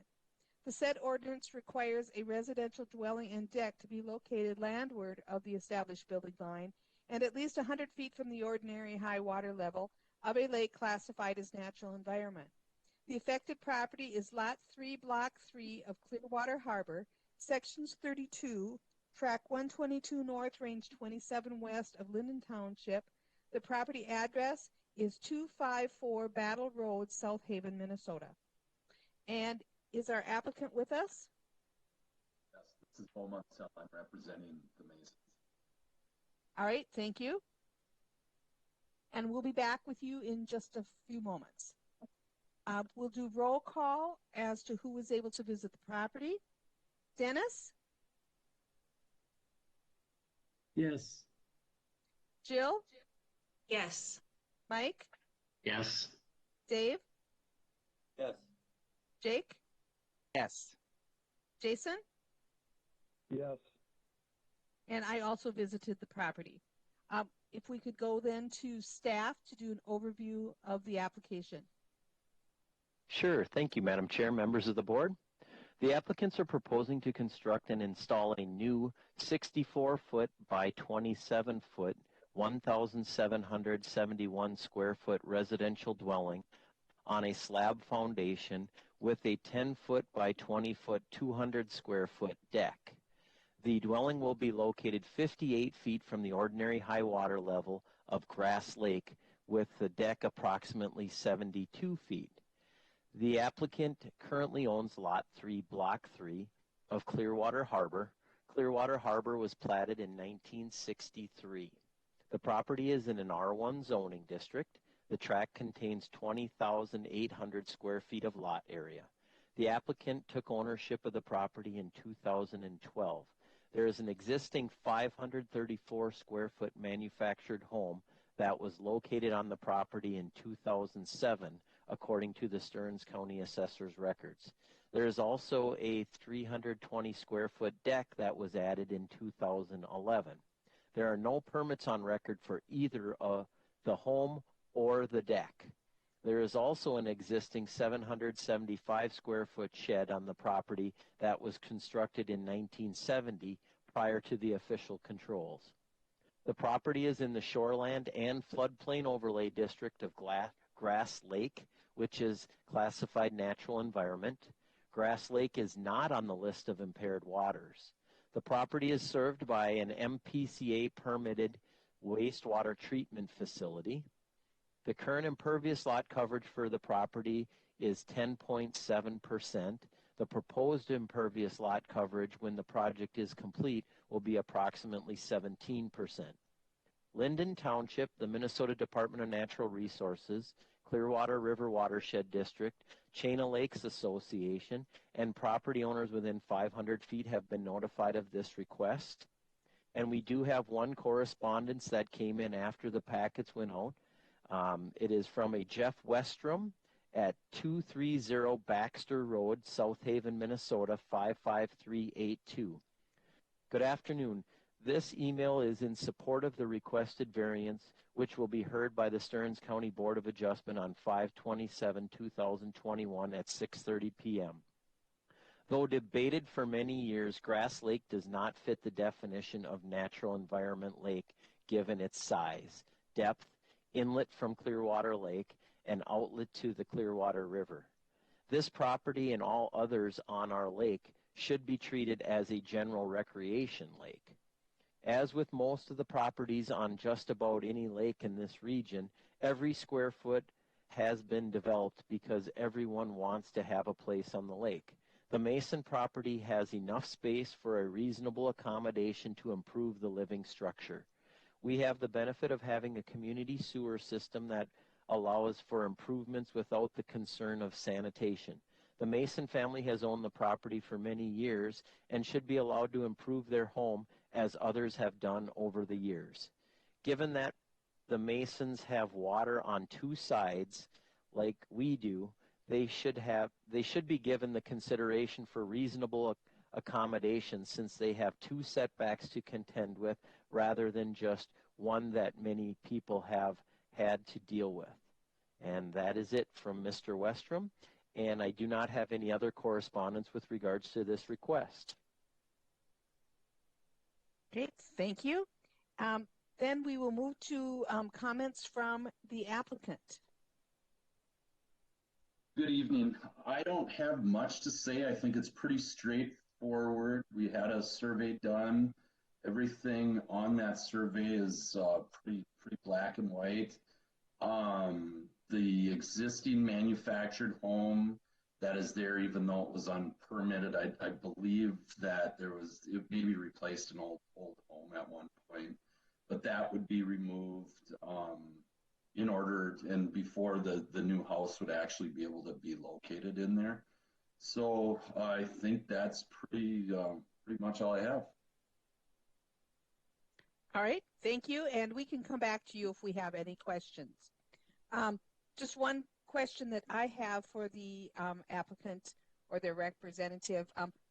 Am I correct that looking at the paperwork that the proposed house will be further back from the actual lake itself than the current residence is? Yes, considerably.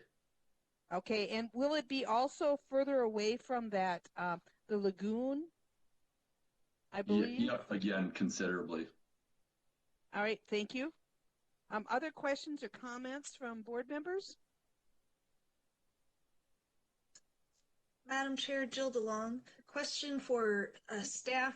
Is there a buildable envelope on this lot? Madam Chair, members of the board, not without a variance. Thank you. Okay. Other questions from the board? Madam Chair, Dennis Gregory, just a question for staff. This is a natural environment lake, and it indicates that it needs to be 100 feet. I'm not sure that this matters, but I always thought it was 200 feet from the natural environment lake. Madam Chair, members of the board, so the shore impact zone is the 100-foot line. The actual structure setback is 200 feet, and so that's kind of the setbacks that we're talking about there. Does that answer your question? Again, I'm not sure it matters here, so I don't want to spend much time on it, but it says in here, at least 100 feet from the ordinary high water level of Grass Lake classified as natural environment. I always thought that was 200 feet. So if there is, Madam Chair, members of the board, so if there were a building line, which they do have buildings on both sides of them, the very closest that they could go to that water or that ordinary high water level would be 100 feet according to the ordinance, because that would be the actual shore impact zone area. And so the minimum that we could issue a permit for would be 100 feet. Now, if there is no building line, in this scenario they do have a building line, but in most situations where you don't have if you didn't have a building line, then the structure would have to be at 200 feet.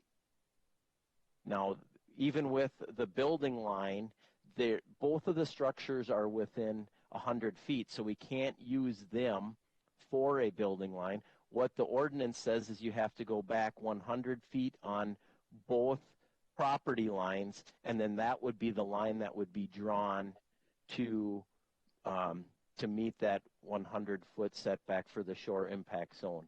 And that is not possible on this property. Okay, thank you.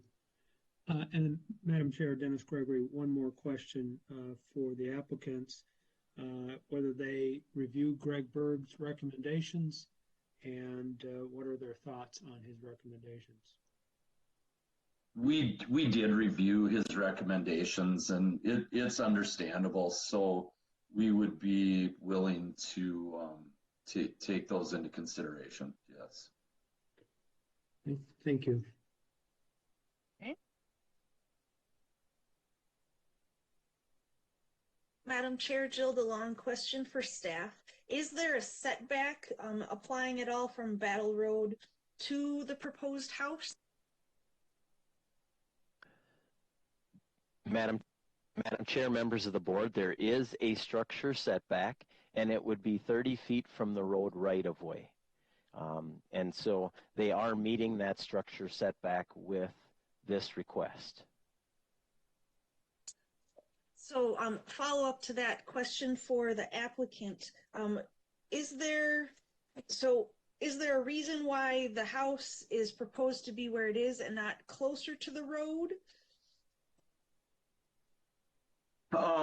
Well, partially to not totally block the access to the garage. When you look at the garage, which is on the north side of the house, there's an overhead door. So trying to still be able to access that, and we felt that we had drawn a line from the neighbor's house to the corner of the shed, which I don't know if that means a whole lot, but we basically tried to keep the deck line in line with that, and then still giving us some backyard space towards the road.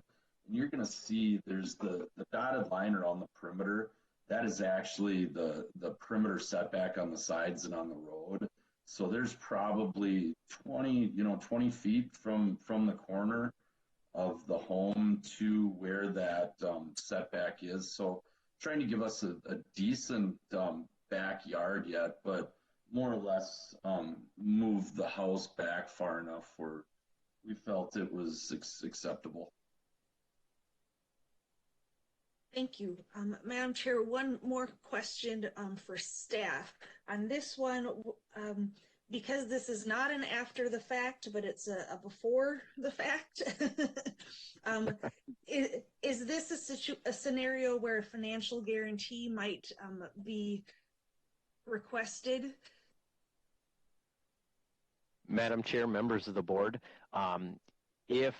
if you guys were to implement or recommend the Soil and Water Conservation District's recommendations, I think it would be a good option for a financial guarantee in this scenario. Again, that would be up to you guys to determine if you think it is an option, but yes. Thank you. Okay, are there any additional questions? Hearing none. Before we move on to findings, I'll ask for a motion to close the public hearing. So moved, Dennis. So moved. And I believe I have a motion from Dennis and Dave second, I believe. Yes. All right. Anyone opposed to closing the public hearing? Hearing none, the public hearing is now closed. Question number 1. The proposed use is allowed in the zoning district in which the subject property is located.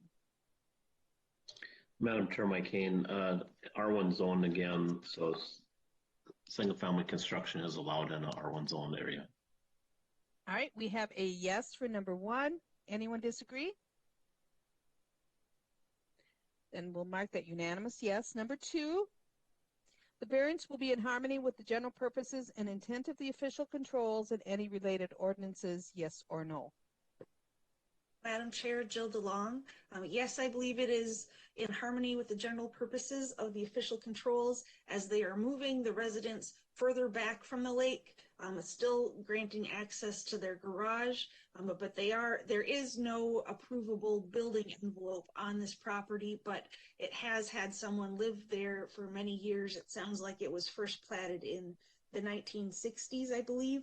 So they are trying to fit their space to live as best as they can in the property as it exists, while also moving further back from the water. All right, thank you.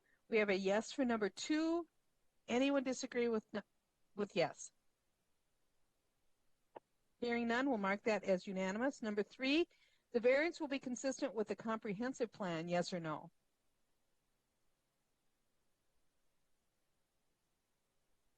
Madam Chair, Jason Crone, living in the Lakeshore Living policies here tonight. I'm going to go with number 6 this time, which is expand mitigation requirements for projects requesting to vary from lake setbacks to preserve the riparian environment and reduce erosion to enhance the water quality. All right, we have a yes for number 3. Anyone disagree? Madam Chair, Mike Hain, I just want to add as well under living goals number 4, encourage new homes to be constructed in a sustainable manner while including energy efficiency and technology according with the state building code. I believe not only is he going from close to the lake with the mobile home, he's moving it back. Plus he's doing upgraded construction, which is all meeting new state codes. All right, we have several yeses for number 3. Anyone disagree? I'll mark that as unanimous, yes. Number 4, the property owner proposes to use the property in a reasonable manner, yes or no? Madam Chair, Dennis Gregory, I think putting a residence on a lakeshore lot is a reasonable use of the property. All right, we have a yes for number 4. Anyone disagree? Mark that as unanimous. Number 5, the plight of the landowner is due to circumstances unique to the property, not created by the landowner. Madam Chair, Dave Gamrod, I believe that it is unique to the property. This is a unique piece where there is no way that they could follow the thing, but they've made a lot of strides to better the lake with their placement of the house. All right, we have a yes for number 5. Anyone disagree? Number 6, the variance if granted maintains the essential character of the locality, yes or no? Madam Chair, Dennis Gregory, putting the house further from the water will in fact enhance the character, so it clearly maintains it. All right, we have a yes for number 6. Anyone disagree? Mark that as unanimous, yes. And the need for the variance involves more than economic considerations, yes or no?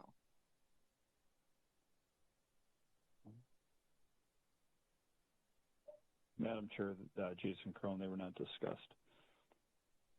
All right, we have a yes for number 7. Does anyone disagree?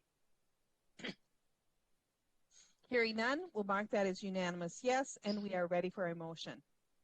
Madam Chair, Dennis Gregory, I would make a motion that we approve the applicant's request for a variance to construct a residential dwelling and deck ahead of the established building line and in the shore impact zone of Grass Lake with 3 conditions. The first condition is that they implement Greg Berg's recommendations for water mitigation. The second condition is that they provide a financial guarantee for the work in condition number 1.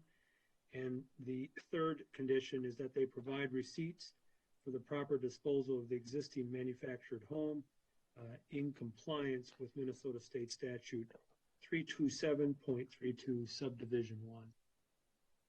Okay, and as you're making that motion, I'll ask staff, when we require a financial commitment, how should we word that? Should we word that financial commitment as set by staff, or, I mean, who's going to make the determination of that amount? Madam Chair, I would amend my motion to be 125%. Okay, thank you. Of the cost of the water mitigation plan in condition number 1. All right, thank you. Madam Chair, Jill DeLong, I second. All right, Jill, thank you for the second. We have a motion and a second with 3 conditions. And we'll do roll call of the remaining members. Mike? Yes. Dave? Yes. Jake? Yes. Jason? Yes. And I am also a yes. Motion carries.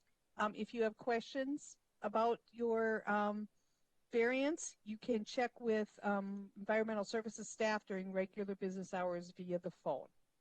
And thank you for being with us this evening. Good evening.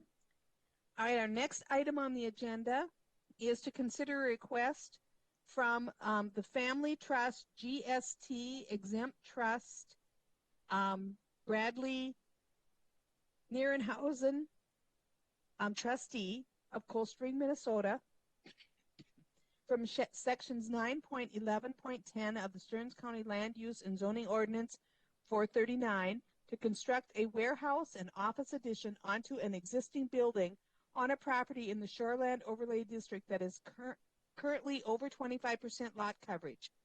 The said ordinance allows a maximum lot coverage of 25% in the Shoreland Overlay District.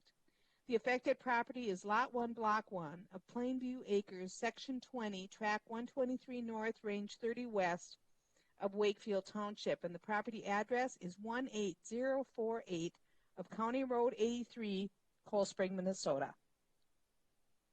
And Mr. Nierenhausen, are you with us? Yes. Okay, we will, can you state your address for the record, please? 25347 153rd Avenue, Cold Spring. All right, thank you, and we'll be back to you in just a moment. I'll do roll call to see who is able to visit the site. Dennis? Yes. Jill? Yes. Mike? Yes. Dave? Yes. Jake? Yes. Jason? Yes.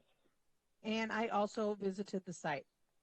All right, if staff could go ahead and give us the staff report. Sure. Thank you, Madam Chair, members of the board. The applicants are proposing to construct a 150-foot by 80-foot, 12,000 square foot warehouse addition and a 30-foot by 62-foot, 1,860 square foot office addition onto their existing building. The current impervious lot coverage on the property is 98.4%, according to the survey provided by the applicants. The proposed impervious lot coverage when the project is complete will be 99.5%. The applicants currently own Lot 1, Block 1 of Plainview Acres.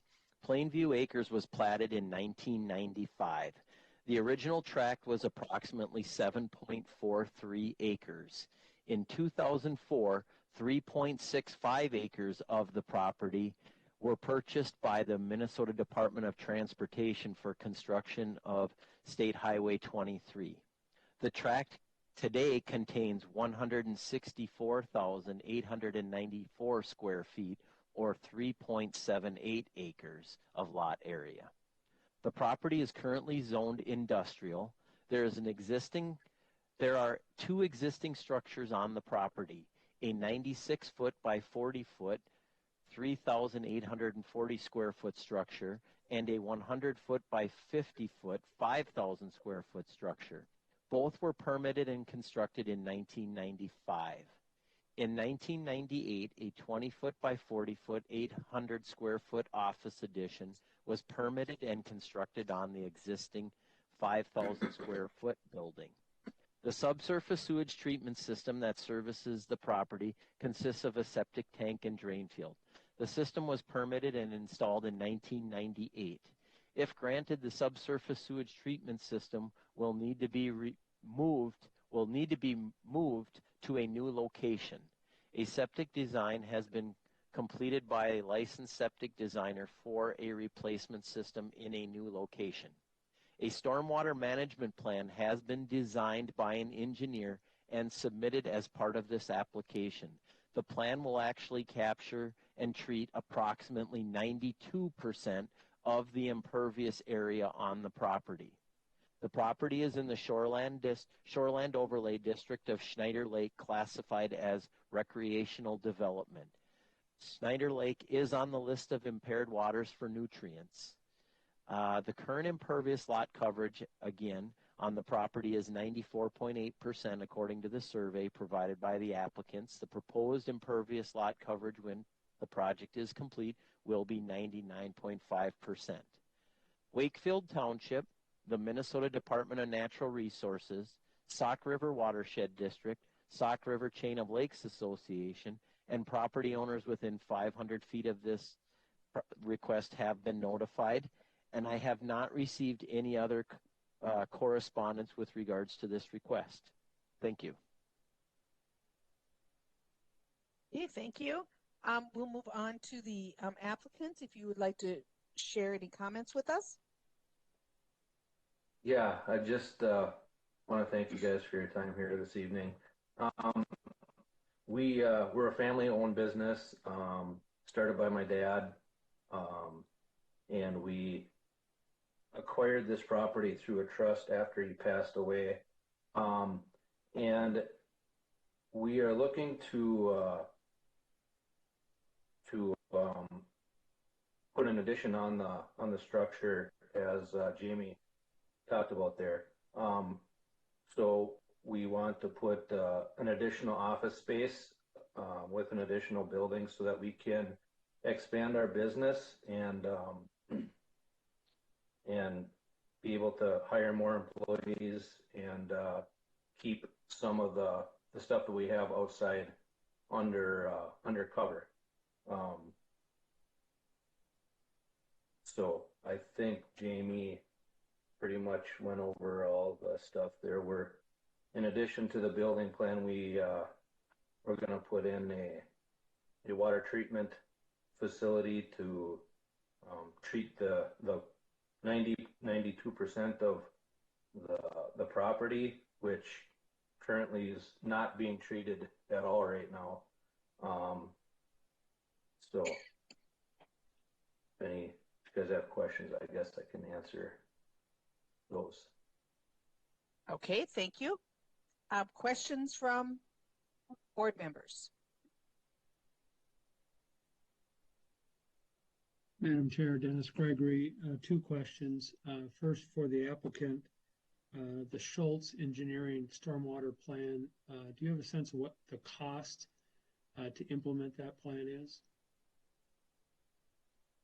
At this point, we do not know exactly what that is going to be. And did Brian provide any estimates at all, Brad? No, he did not. Okay.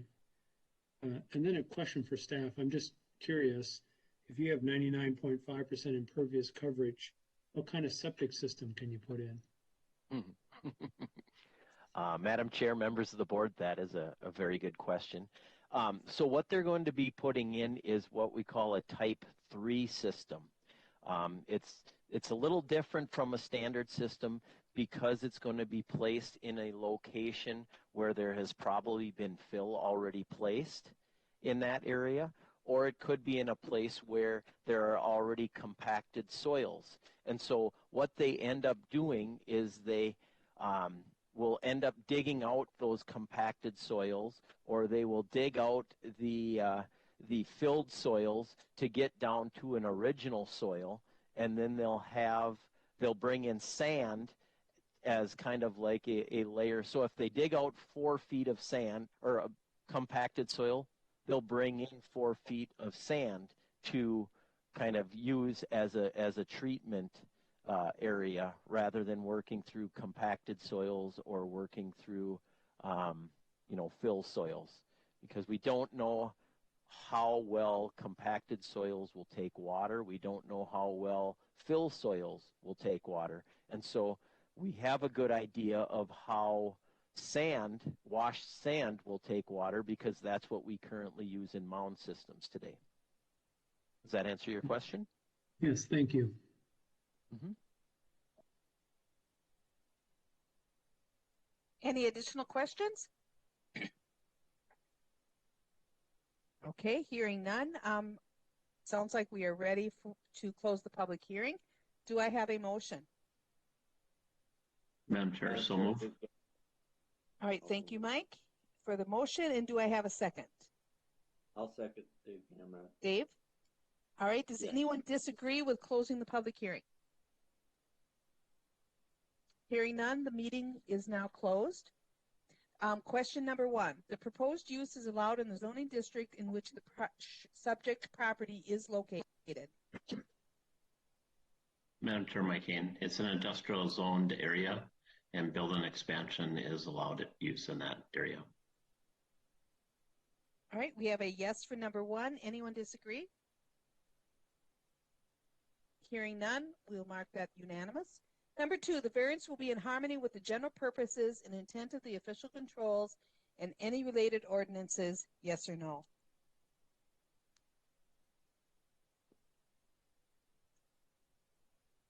Madam Chair, Jason Crone, the non-permeable ordinances put in place in shoreland overlay districts to prevent runoff into lakes and streams.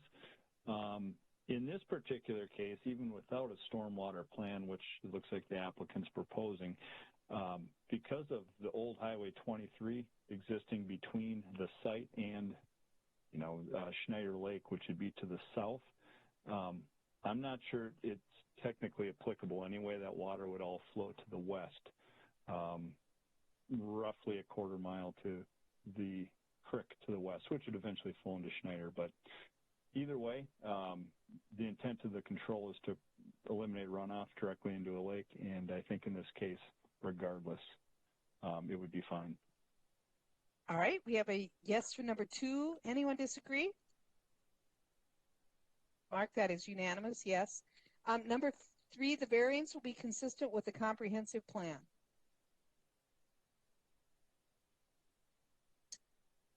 Madam Chair, Jill DeLong. Yes, under business goals, number 2, to increase the value of county economic production by ensuring that operations sustain natural resources.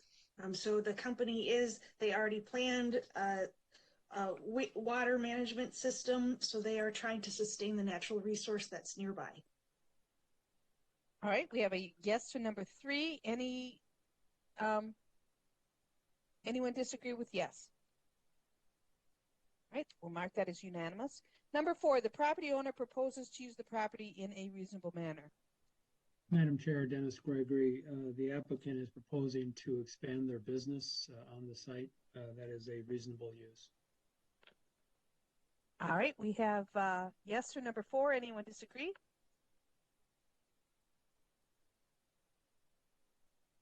We will mark that as unanimous yes. Number 5, the plight of the landowner is due to circumstances unique to the property, not created by the landowner. I'm going to say yes to that one because I think with the land that was taken for the Highway 23 construction project, prior to that land being taken, this might not have been an issue for them. And they did not have control over that 3 acres that was taken for public use. I have one yes on number 5. Anyone disagree with yes? Mark that as unanimous. Number 6, the variance, if granted, maintains the essential character of the locality. Madam Chair, Dennis Gregory, there are businesses all along that road, so it does not alter the essential character of the locality. All right, we have a yes for number 6. Anyone disagree? Mark that as unanimous. On number 7, the need for the variance involves more than economic considerations.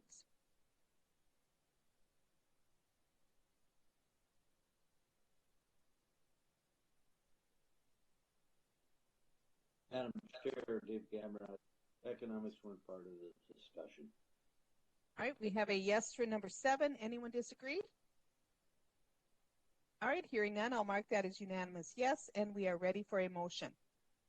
Madam Chair, Dennis Gregory, I would make a motion that we approve the applicant's request for a variance to construct a warehouse and office addition onto an existing building on property that is in the Shoreland Overlay District with the condition that they implement the stormwater plan that they proposed and a second condition that they provide 100% of the cost as a financial guarantee. I'm going to guess here or estimate that the cost of this plan is much more significant than some of the other water mitigation that we've looked at. All right, we have a motion with 2 conditions. Do I have a second? Madam Chair, just a point of clarification. Dennis, did you say 100 or 125%? I said 100%, given my best estimate at what the cost of this plan might be. Okay, I'll second that. All right, we have a motion and a second. I will do roll call. Jill? Yes. Dave? Yes. Jake? Yes. Jason? I'm a so-so. I'm not sure. I mean, I'm a yes. I just don't know if I agree with the condition. Based on the premise that this really isn't changing the existing site, it's all non-permeable anyway. And so, depending on what the cost of that is, I don't know if it's fair to tie the business to that cost if it's really not making a difference anyway. So I don't know how to vote on that technically. I guess I'd give it a yes, but I would just challenge the condition on the stormwater plan.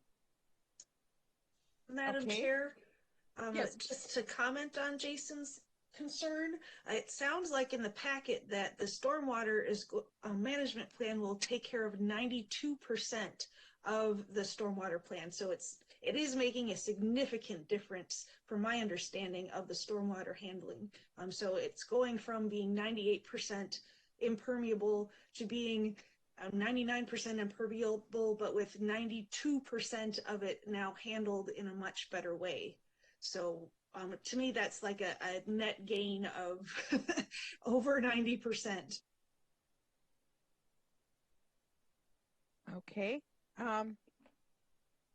And let's see, now I lost my place here. So Jason, so you're a yes, Jason?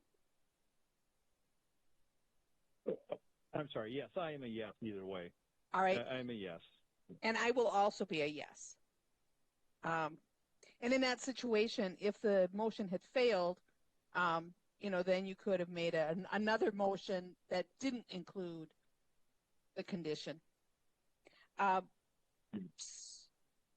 right, so that motion carries. And I also was a yes. I didn't know if I mentioned that. All right, we thank you very much for being with us this evening. And good luck on your project. If you have any additional questions, you can check with staff during regular business hours via telephone. So I do have one question. Go ahead. Go ahead. On the, I don't remember what it's called, but when you put 100% of the funds in the escrow, I think is the way that it's described. Do we get to use that money as the project unfolds, or do we have to put that money in there, wait for the project to be completely finished, and then get a refund? How does that work?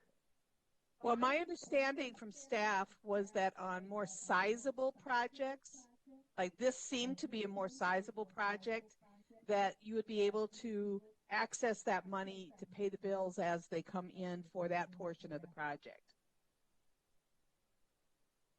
Okay.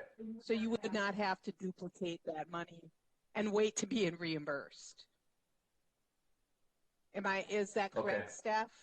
Yes, Madam Chair, we'll work with Brad on that. Typically, it's a couple, 2-3 draws or something like that, and we can work that out as we get the work of materials list from Brian, and then figure out what the cost is going to be, and work out the details with the excavator and everybody doing that. But yes, in a more sizable project such as this, that would be typical where we would do releases along the way.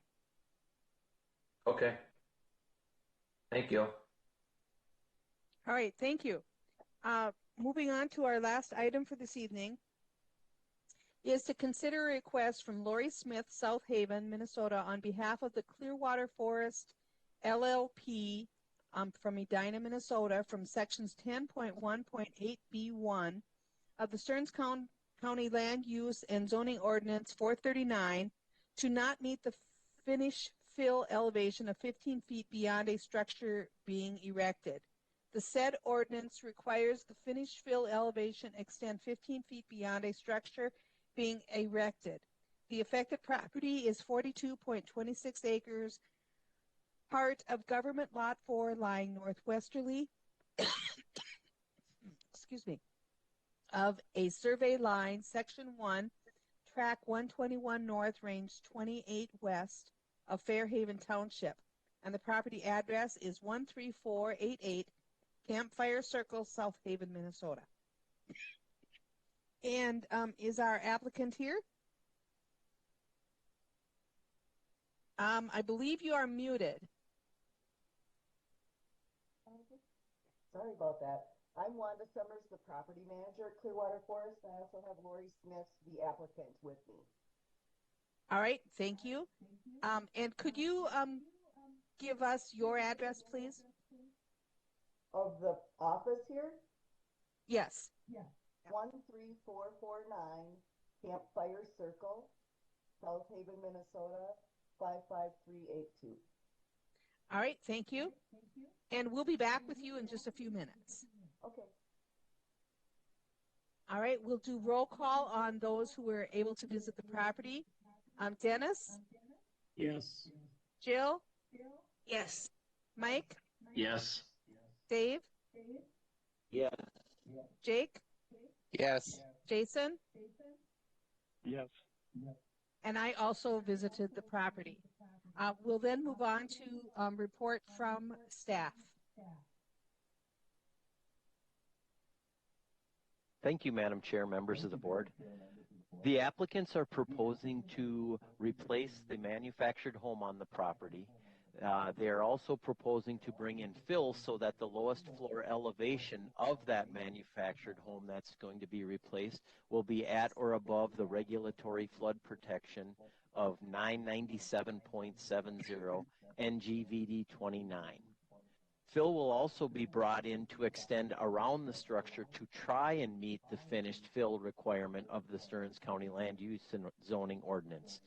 Due to existing structures, roads, elevation, and drainage within the manufactured home park, the finished fill requirement of 15 feet around the proposed structure cannot be achieved. Fill will be placed in areas around the proposed structure where it will not negatively impact the surrounding structures, roads, and drainage areas. The applicant has purchased a manufactured home that she intends to locate on Lot 18 in Clearwater Forest Manufactured Home Park. The entire area of Lot 18 is within the 100-year floodplain of Clearwater Lake. The Federal Emergency Management Agency, FEMA, regulations require that all structures located in the 100-year floodplain shall be elevated on fill so that the lowest floor, including basements and crawl spaces, be at or above the regulatory flood protection elevation. The regulatory flood protection elevation for Clearwater Lake is 997.70. Along with that, the Stearns County Land Use and Zoning Ordinance states that finished fill extending 15 feet beyond the structure shall be no lower than 1 foot below the RFPE of 996.70. The property is located in the shoreland and floodplain overlay districts of Clearwater Lake classified recreational development. Clearwater is on the list of impaired waters for mercury and fish. Clearwater Forest is on a state permitted subsurface sewage treatment system. An alternative to the request would be to choose a structure that is not as wide as the manufactured home that is being proposed, or apply for a conditional use permit to elevate the structure using alternative elevation methods other than the use of fill. The alternative elevation methods must be designed and certified by a registered professional engineer or architect. Fairhaven Township, the Minnesota Department of Natural Resources, Clearwater River Watershed District, Clearwater Lake Association, and property owners within 500 feet have been notified of this request, and we have not received any other correspondence with regards to this request. Thank you. All right, thank you. And then if we can hear comments that you might have from the applicant. I'll speak first and then I'll let Lori kind of fill in a little bit, if that's okay, Madam Chair and Board. Thank you for listening to our case. This lot actually had a 1969 manufactured home on it when Lori Smith purchased it. Shortly, about a year or so after the purchase was made, they decided to live here more full time. They were living part time in Florida. So in order to make that manageable for their household, they decided to replace that 1969 home with a new manufactured home. The reason that I know that you recommended an alternate condition to be a smaller or single wide home instead of a double, the reason the double wide was chosen is because Lori's husband, Roger, has a disability where he has difficulty walking on uneven ground. And this home that they've picked out has more ADA compliant. The bathroom is ADA compliant, the shower is. And the goal for bringing in Phil and making this lot work for this home and for their family is to have the lot be as level as possible as far around the home so that it's a flat walking surface for Roger, and then put in a retaining wall, which is also drawn on the picture here, where there are steps to go down to where their parking area is. He's unable to walk down or up little hill areas. So that's kind of the goal, is to have the proposed building part really flat with steps to go down to the parking area.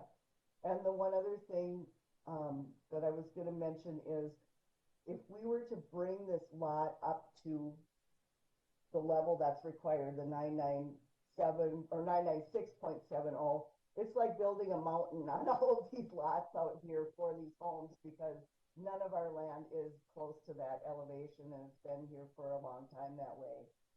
We will make sure, however, this home is going to be set on piers or pillars, and we will make sure that the floor level of the home is at or above 997.7. Lori, did you want to add something? Other than thank you very much for hearing this case, and I hope that you will especially take consideration for, like Wanda said, my husband's had a stroke. It was a major stroke. He has no use of his right arm, and he has very limited use of his right leg. When we were planning to be in Florida every winter, we could accommodate some of that. But my family's here. I'm a Minnesota native, really. And I want to be able to be here in the winters. And in order to do that, I had to make some accommodations. He needs a walk-in shower. I need a place so that eventually, as he ages, if he loses more mobility, I need to be able to get a wheelchair in and put a ramp up and do whatever. And this home will allow me to do that. The other home absolutely was not livable for him in the winter and wouldn't be livable without these variances to make it accommodating him.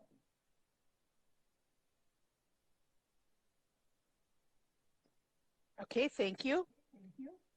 And we'll come back to you if we have any additional questions.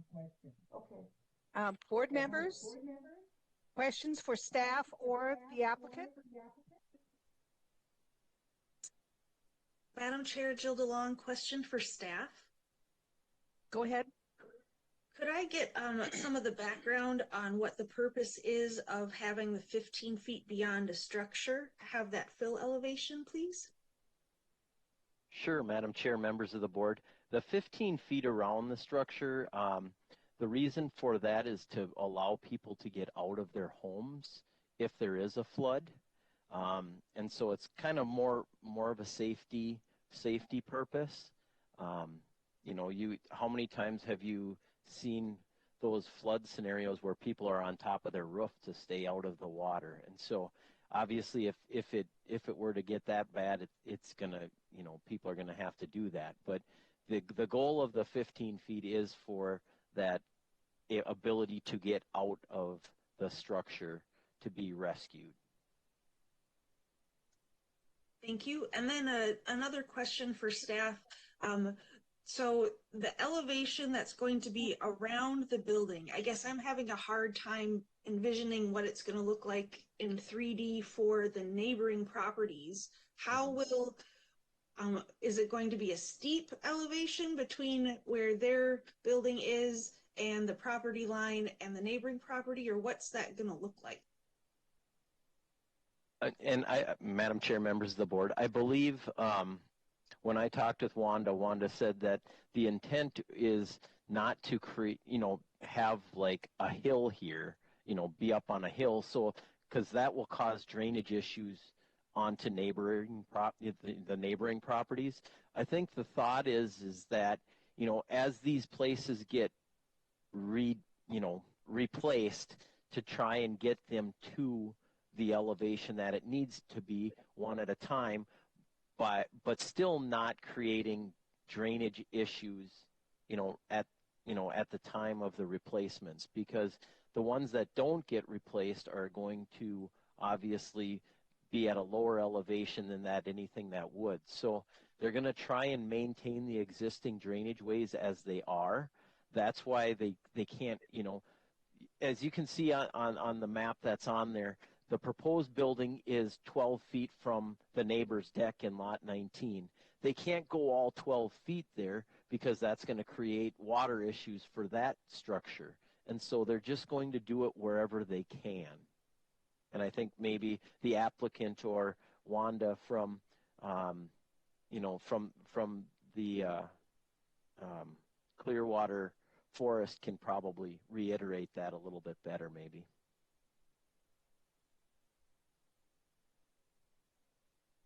Did that answer your question, Jill? I guess I'm looking to the applicant then, if she can maybe explain what the grading of the land will look like between this proposed building site and its neighboring building sites.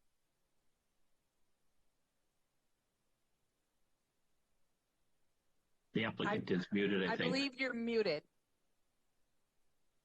I'm sorry, I don't know why it keeps going mute, but okay. Can you hear me now? Yes. I'm sorry, that sounded a bit like a commercial.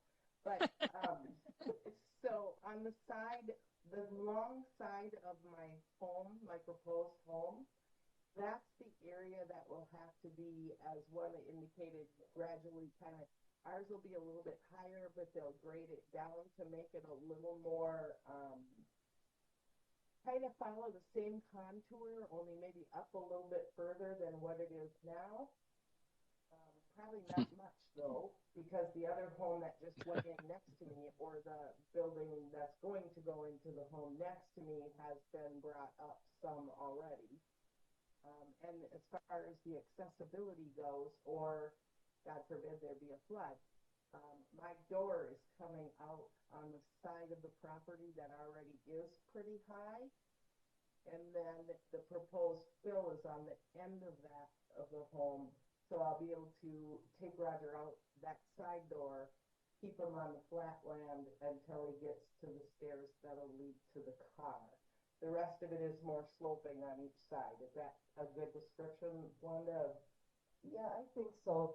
I guess what we're asking is sometimes it's with all these homes that are being replaced out here lately, it's hard to, if we were going to bring each lot individually up to that level, which I just learned recently that when it's 996.7, that's not an inch, that's like a foot, to bring it up to 997.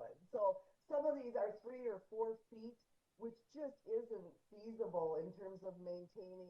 We would be building mountains on each one of these lots if we were going to try and do that. And that would not work for neighboring homes, or like Jamie mentioned, for drainage or anything. All the water would be going into the neighboring homes. So we're just trying to use common sense, where we're bringing, the excavator is coming out on Tuesday if we get this approved, and he will just be bringing in fill and leveling it to what makes sense to him. Yeah, as a professional excavator, for the drainage to be appropriate around the rest of the lot. Okay, thank you. Madam Chair. Go ahead, Angie. Just a quick comment, Wanda. I know we spoke over the phone. I don't think we've actually met, but Jamie and I and Wanda, Jamie and I had a conversation with Nikki at the DNR about a possible blanket variance out here. You've seen quite a few lately, and the DNR is definitely not opposed to that concept. And so Jamie and I are going to meet with Wanda and her owner, I believe is his name, in a couple of weeks and talk about all of that. So DNR is not opposed to the concept, and the idea would be that these don't come to you singularly. It would be looked at as an overall plan. And secondly, I would just like to clarify that the fill under the mobile home has to be elevated on fill to a particular elevation. It's just the area outside of the mobile home that won't be. So the home might be on piers, but under the piers is going to be fill. And so also the dual reason for that is so the structure stays drier in times of flooding, etc. So just know that we're trying to look at a bigger picture. It's just taking a bit of time. Okay, thank you. Madam Chair.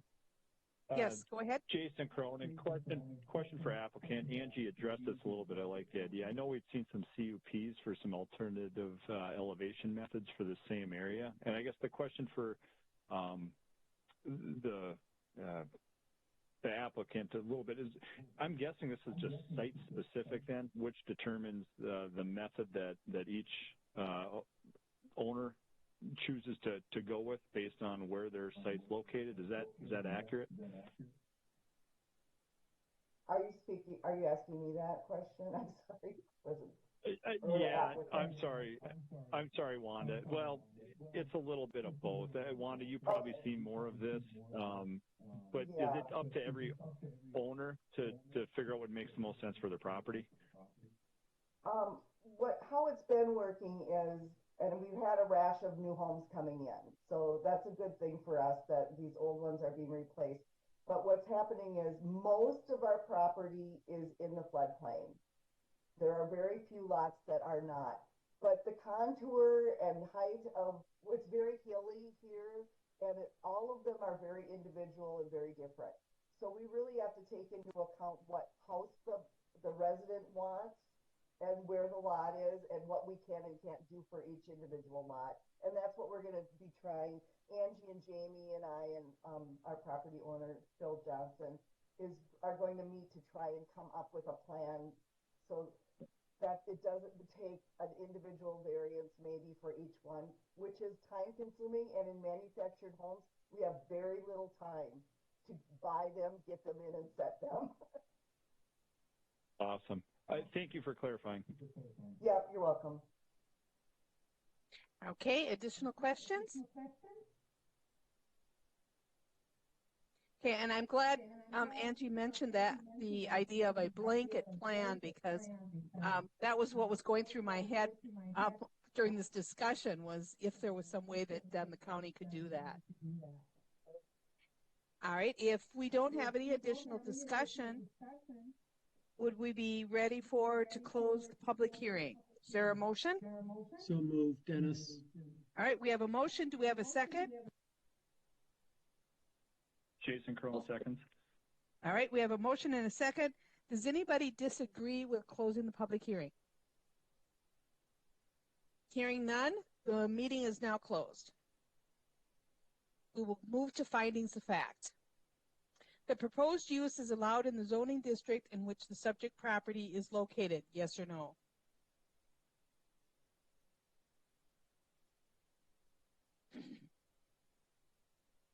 It is Madam Chair, Jill DeLong. I believe Dennis did start, so I'll go to Dennis for number one. I would have been fine with Jill. Oh, okay. I'll just say that this is a development with manufactured homes, and this is a manufactured home that they're bringing in, so it is an allowed use. Okay. Does anyone disagree with yes for number one? I'll mark that as unanimous yes. And what I'm doing is I'm just going to whoever's voice I hear and recognize first is the person that I'll go to.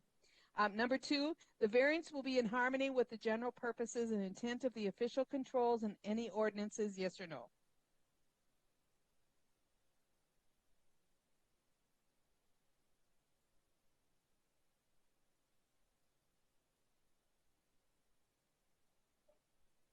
Madam Chair, Jason Crone. As staff kind of pointed out, the reason for having this additional 15 feet around homes in this particular floodplain application is for rescue.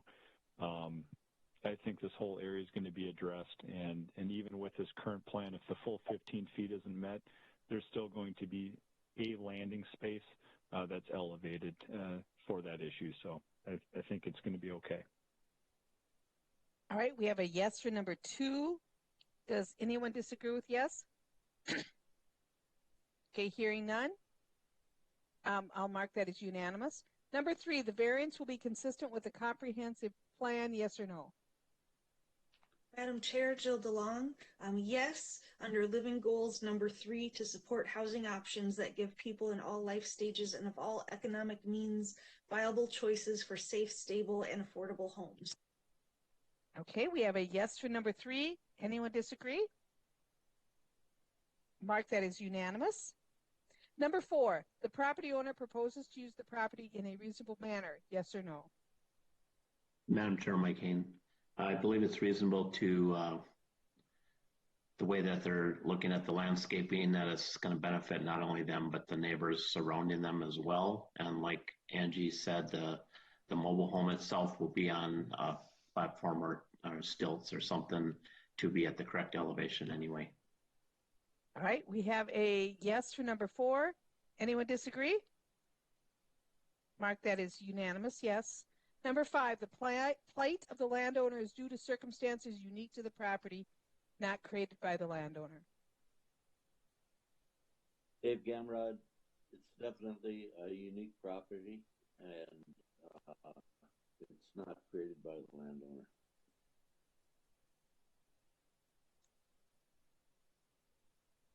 All right, we have a yes for number 5. Does anyone disagree? Hearing none, I'll mark that unanimous yes. Number 6, the variance if granted maintains the essential character of the locality. Madam Chair, Dennis Gregory, it is a manufactured, home park, and this will not change the character. All right, we have a yes for number 6. Anyone disagree? We'll mark that as unanimous yes. Number 7, the need for the variance involves more than economic considerations, yes or no?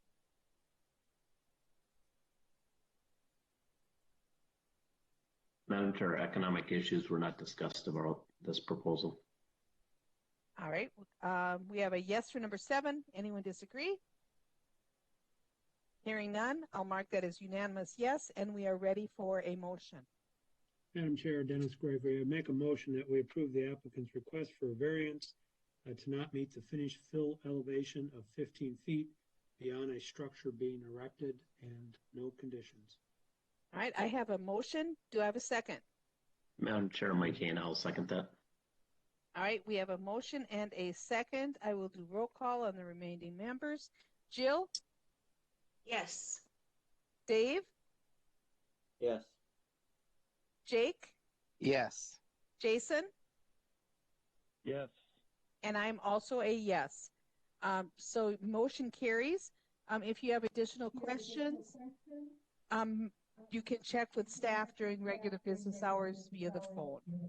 So thank you for being with us this evening. And checking with staff, do you have anything additional for us this evening? Madam Chair, I do. First of all, I would just like to apologize for your packets for Monday's night meeting not getting out sooner.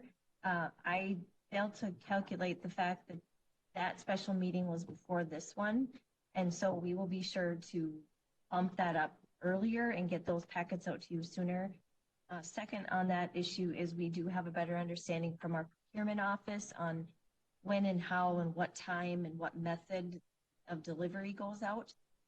So we'll be more aware of that as we work with them. Second question for the Board of Adjustment is would you like Greg with the SWCD to attend your next meeting to ask some of these questions too? I can tell you we have 7 items on the agenda, and I don't know if it's ever going to slow down. So it would either be we try to wait until until July or August or January. Maybe we'll have less then. That's my first question. And then my last question is related to Dennis's point on after the fact and fees and whatnot. Do you want to have that discussion at a meeting, or would you prefer as individual members to just email me your questions and concern or questions that you would like us to research, and then we'll look into that and then get back to you? Those are my 2 questions. Please.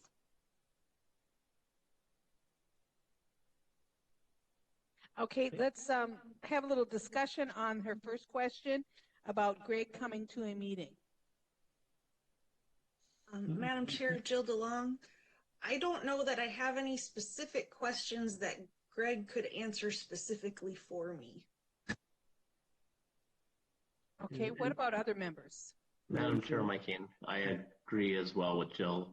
I think Greg's doing a good job putting it on paper. The site plan, it's very easy to read and understand, so I don't have any specific questions where I'd want to take up his time on a evening for that.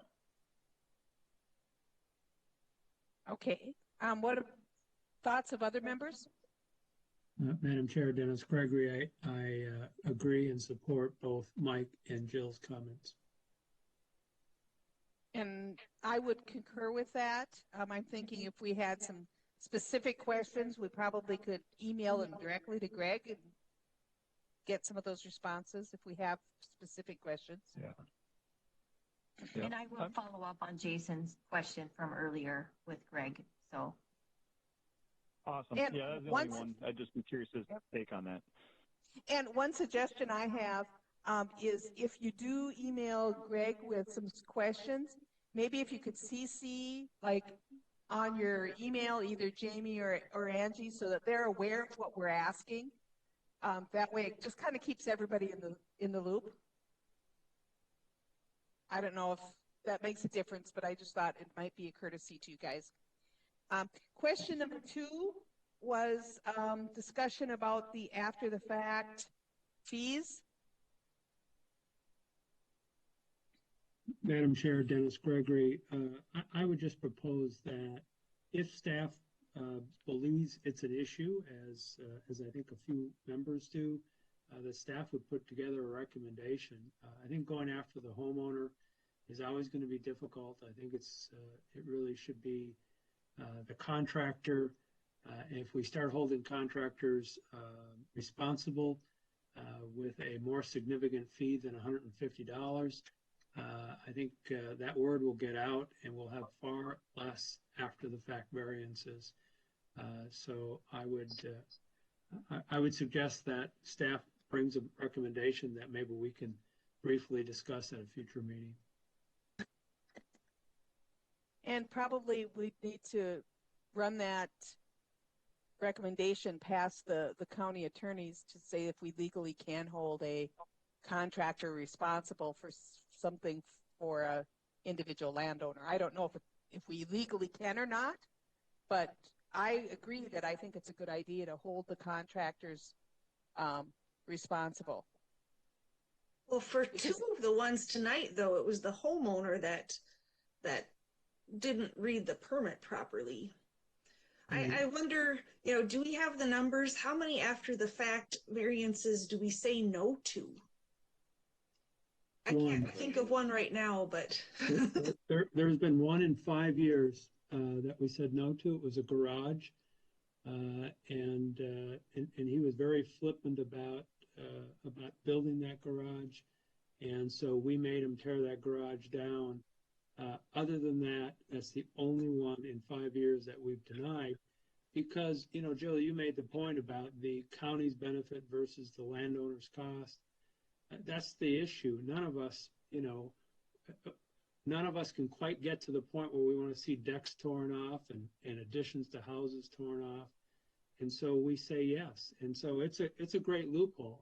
I frankly have thought that the best way that if you're going to buy a house and you want to do something and you don't think it's going to get approved, have the previous owner do it without a permit, sell the house to you, and then you're quote home free. On that, so the only way I think we can really nail this down is if it's the homeowner doing it, then the homeowner is the contractor and they should be held responsible as well. There was that one boathouse that was right next to the property line, and they had the roof so that the water went onto the neighbor's property. Is that the same one you're thinking of, Dennis, that we said no to? No. No, it was a different one, and I think in that one, didn't we ultimately approve it? Didn't he make a change and then we ultimately approved it? Anyway, there's only one that I remember that we actually made tear down. Okay. Madam Chair, I think it'd be interesting to hear from Mike Hayne at some point. I mean, Mike's a realtor, and we get calls every day from realtors about, is a property in compliance? Do they have the proper permits? Because I'm listing this. My understanding is there's now a question on disclosure forms about, are the structures permitted? I'd be curious from Mike's perspective. Again, we're not going to get in the middle of a buyer and seller situation, but it might be helpful for us to understand how that real estate's working. Well, the disclosures do clearly ask if any renovations have occurred and if permits were pulled. So if that is not disclosed, the people purchasing property have up to 2 years after the fact to go after the seller. So that is on there if they've made any improvements or alterations to the structure and whether or not permits were pulled. Thanks, Mike. We have such smart people on this board. People who know so much. Yeah, and I agree with that. I think the mentality out there is don't ask. Ask for forgiveness later instead of asking for permission. Well, and Madam Chair, not to belabor the point, but many of you weren't around for this, but there's a state statute change in 2006 and 2007 related to nonconformities. And so, that coupled with a case law for after the fact variances that went to the Minnesota Supreme Court. So that new case law changed basically how local governments have to look at after the fact variances. Those questions that you answer are right from the case law. So the judicial system in the state of Minnesota has basically wrapped their arms around and required us to look at things differently if they're after the fact. So I wouldn't get too hard on yourself for doing what you've been doing, other than it is okay to say no. It's not that you always have to say yes, but the questions in and of themselves are designed that way due to case law. So food for thought. I could share lots of more information written if you're ever interested in reading about it. Yeah, because I think sometimes. Go ahead, Jason. No, fire away, Bonnie. I'll follow you. Okay. My thought just was, now I lost it. Go ahead and I'll rethink what I was going to say. Sorry about that. No, I just was going to throw this out there for everyone to consider, though, as well.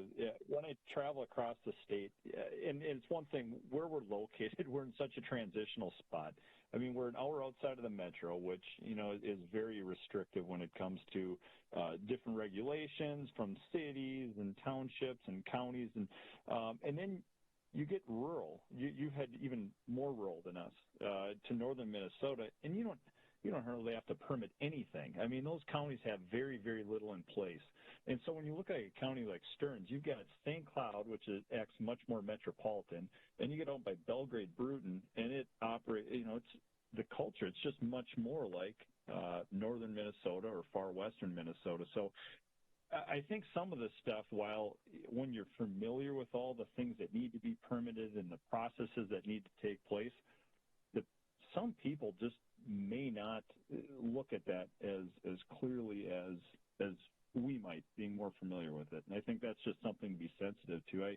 I don't know the first applicants from tonight's meeting, but just in listening to them talk, I can kind of place them in that bucket of there's a lot going on. I don't know how much they understand or process all the different details that need to take place, and whether that's an acting job or whether that's legitimate and authentic. That's the hard part about after the facts, but I do know that exists in many cases, so it's another dynamic to consider. And then I'll make 2 points, and then I'll be done too.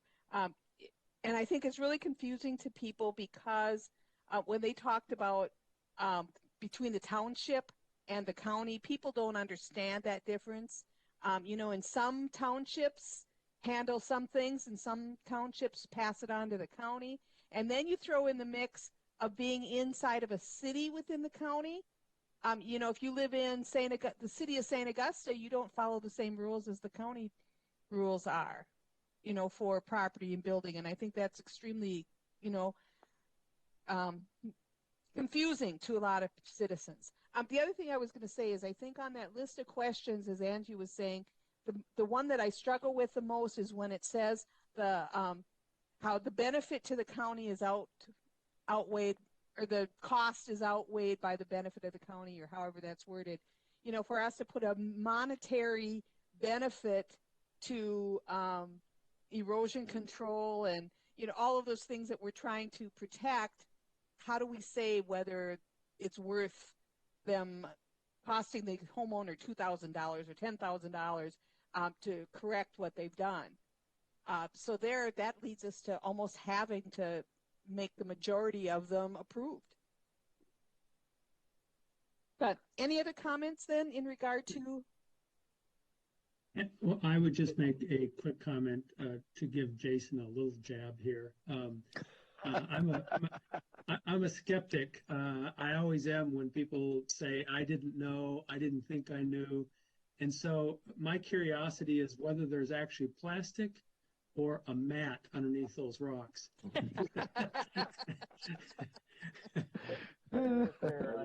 I get it, and it's probably a true statement that you make, but 2 points. Yep. Jason, I wanted to make a comment. Did you realize you just shared your fishing spot with everybody who was on? There's a lot of fishing spots, Jamie. So right. One in many. That one's all about timing. Okay. All about timing on that spot. Okay. Well, thanks everybody for. I have 2 things before we close, Bonnie. Go ahead. Okay, so the first one, I just wanted to say to staff, thank you for letting us know about the burden that's increased now that you have to go back and check on the water mitigation. I wasn't aware of that, so thank you for letting us know just so that we can keep that in mind. And so thanks for that feedback. And then the second question was with Governor Walz dropping the mask requirement, how does that impact us if we're going to have an in-person meeting next month or not? Madam Chair, I think Shelley Benson, our director, talked to you all about that on Monday. Jill, I know you were absent. I was not at that meeting either. Starting in July, the meetings will be in person, and it's my understanding that members will be expected to be in person at the meetings. As far as the mask mandate, what I can tell you, we've been told from the county's perspective as of right now is that if you're not fully vaccinated, you have to wear a mask. And you can wear a mask if you want to for your own reasons. We will definitely have more conversations and direction before you come in the building for that July meeting. And if anybody has any individual concerns, medical or safety or otherwise, please contact Shelley and discuss those with her privately. Okay, so June will still be a remote meeting, but July will be an in-person meeting. Okay, thank you. And will we be socially distanced at that meeting? So if we want to wear a mask on the way in, I'm hoping we don't need to wear a mask during the meeting. Madam Chair, so again, yes, socially distanced that's my understanding is that everybody will be spaced out 6 feet. I'm looking at the dais right now, which if you all were at a chair, you would not be 6 feet apart. But I think what we're planning on doing, maybe Deb will run in here, but is to put tables on either side and then have you 6 feet apart. So that's our intent. And then again, if you're fully vaccinated, you would not have to wear it once you're, if you're not if you're 6 feet apart from everyone, my understanding is you can take your mask off. And my question about that is when they're saying fully vaccinated, the CDC now is coming out and saying those people that have had the illness are probably immune to the point where they were talking about the vaccination being good is for a couple years, and so was those people that actually had the illness. So are they taking that into account as far as whether you need to wear a mask or not? My understanding, well, my assumption is that things are going to change before the July meeting. So just hang tight, and we get changes all the time, right? And when the CDC made that last change, the whole world, didn't even know that was going to happen. So hang tight. We'll give written directions and instructions on it as we get closer. Angie, I sent you those disclosures to look at. Oh, thanks so much, Mike. I appreciate that. I'm not going to pretend to be a realtor, just like I'm not going to pretend to be an attorney, but I do like to have a general understanding. So thank you. All right, and I'm going to go ahead, Dave. Comment. Maybe it'll be like the military, and we'll all have dog tags saying that our vaccinations are up to snuff. Okay.